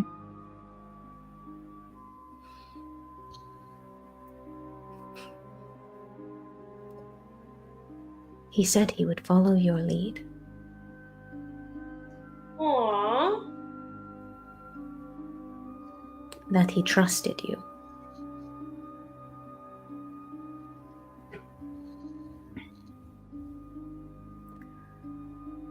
Trust like that, dear, is very, very rare, dear. Was he planning to let go of Arafel too?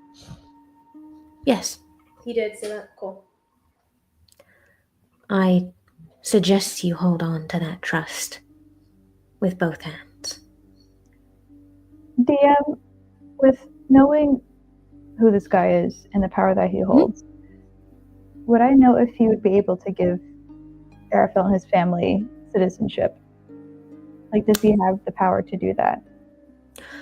You can roll me a history check.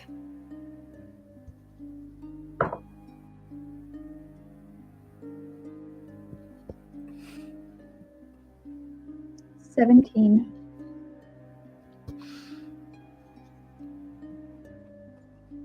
You know, for certain, the High Warden definitely could. Whether or not the counselor could on his own, you are not 100% sure. You know that he could bring it to the High Warden. He has the High Warden's ear. So he could bring it to the High Warden. Like, pretty heavy sway on the High Warden, like, on what he says. Like, on the High Warden and everything. The counselor is aptly named.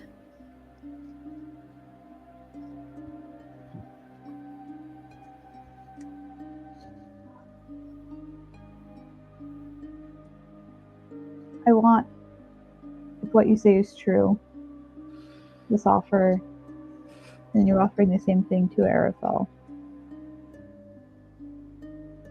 You seem genuine in what you are saying. But before, and I want to agree to this, but before I do, I'm only asking for one thing. And it's not even for me. I know it's not. I want Arafel and his family to officially, I want them to have citizenship in this city. They are good, they do good. And they wouldn't turn out these vicious creatures that everyone else makes them out to be.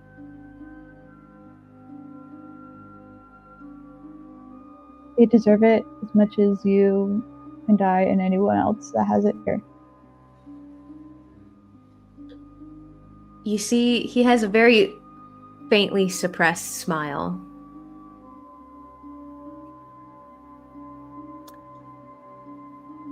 You know how I said earlier that I'm rarely wrong?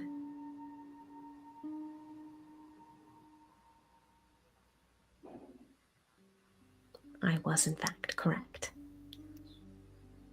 About you, that is.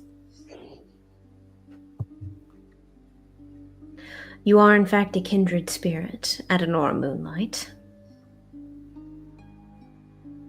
And I admire your openness and your honesty.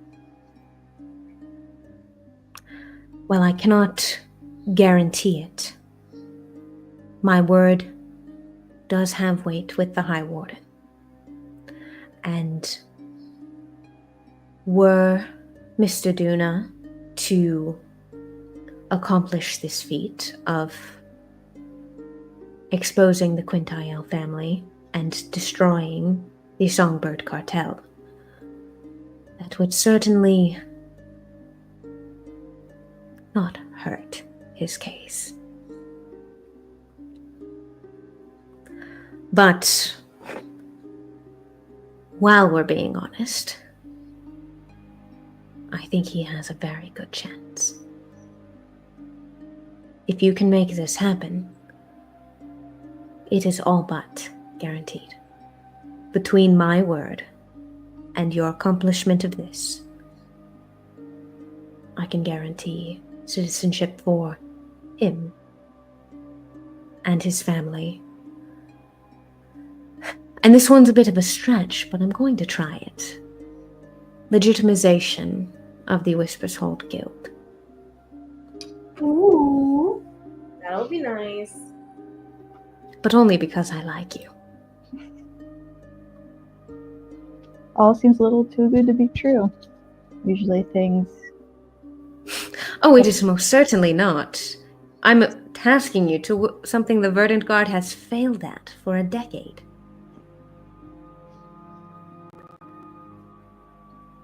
Well, I'm not the Verdant Guard. You're most certainly not, Miss Moonlight. That's why I said I think you have a chance. And I'm rarely wrong.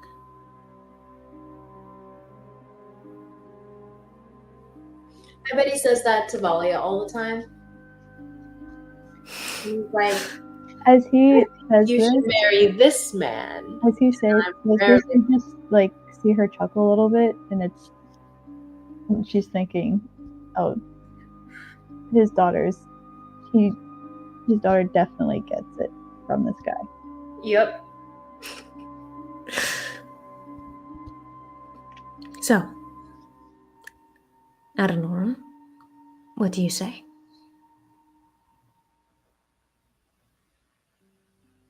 She puts her hand out, her handshake, the deal. And he accepts it.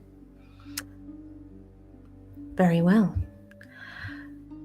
I will be sending an emissary to you towards the end of next week. We need to get our proverbial ducks in a row, get the paperwork signed over, and you and Mr. Duna will be fully deputized into the Verdant Guard. Should you wish to bring on any additional help, please notify me at your earliest convenience. Congratulations, Miss Moonlight, on becoming the head of our Songbird Task Force. Woo! Again, covert operation. This is to remain quiet. There are only a handful of people who will know what you are doing. So we need to keep this quiet. As you realize, going after a long-standing, prominent noble family is extremely risky. But I trust that you are looking out for our city in the same way that I am. So I believe we have a deal. I believe we do. Very well. An absolute pleasure, Miss Moonlight. If you would head down to, I believe, the first floor. I believe your partner is waiting for you.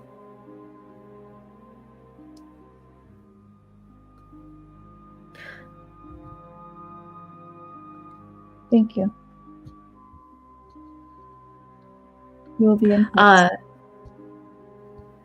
As you are leaving and like starting to close the door behind you, you hear, "The two of you made a fine pair at the Zenith Ball, by the way." And you head on out to where Arafel is waiting for you, and he kind of looks at you expectantly, uncuffed.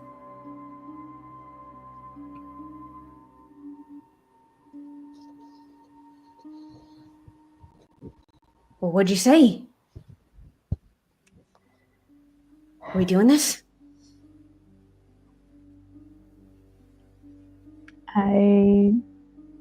Yeah, we're doing this.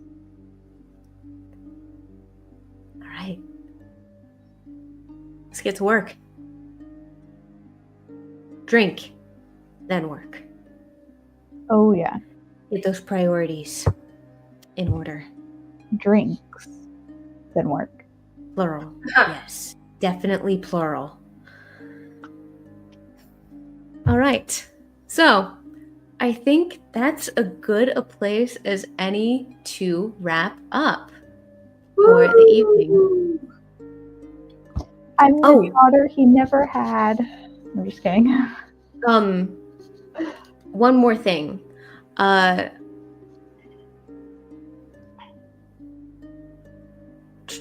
Valia, where are you at? Where do you end? Where do you end your evening? Probably back home. Okay. I mean, like at the end of the day, yeah. Mm-hmm. So, as soon as you get back home, you do get word from one of the servants that your father wishes to speak to you in the morning. You have the first meeting on his schedule tomorrow. He penciled you in. How thoughtful of him, your own father.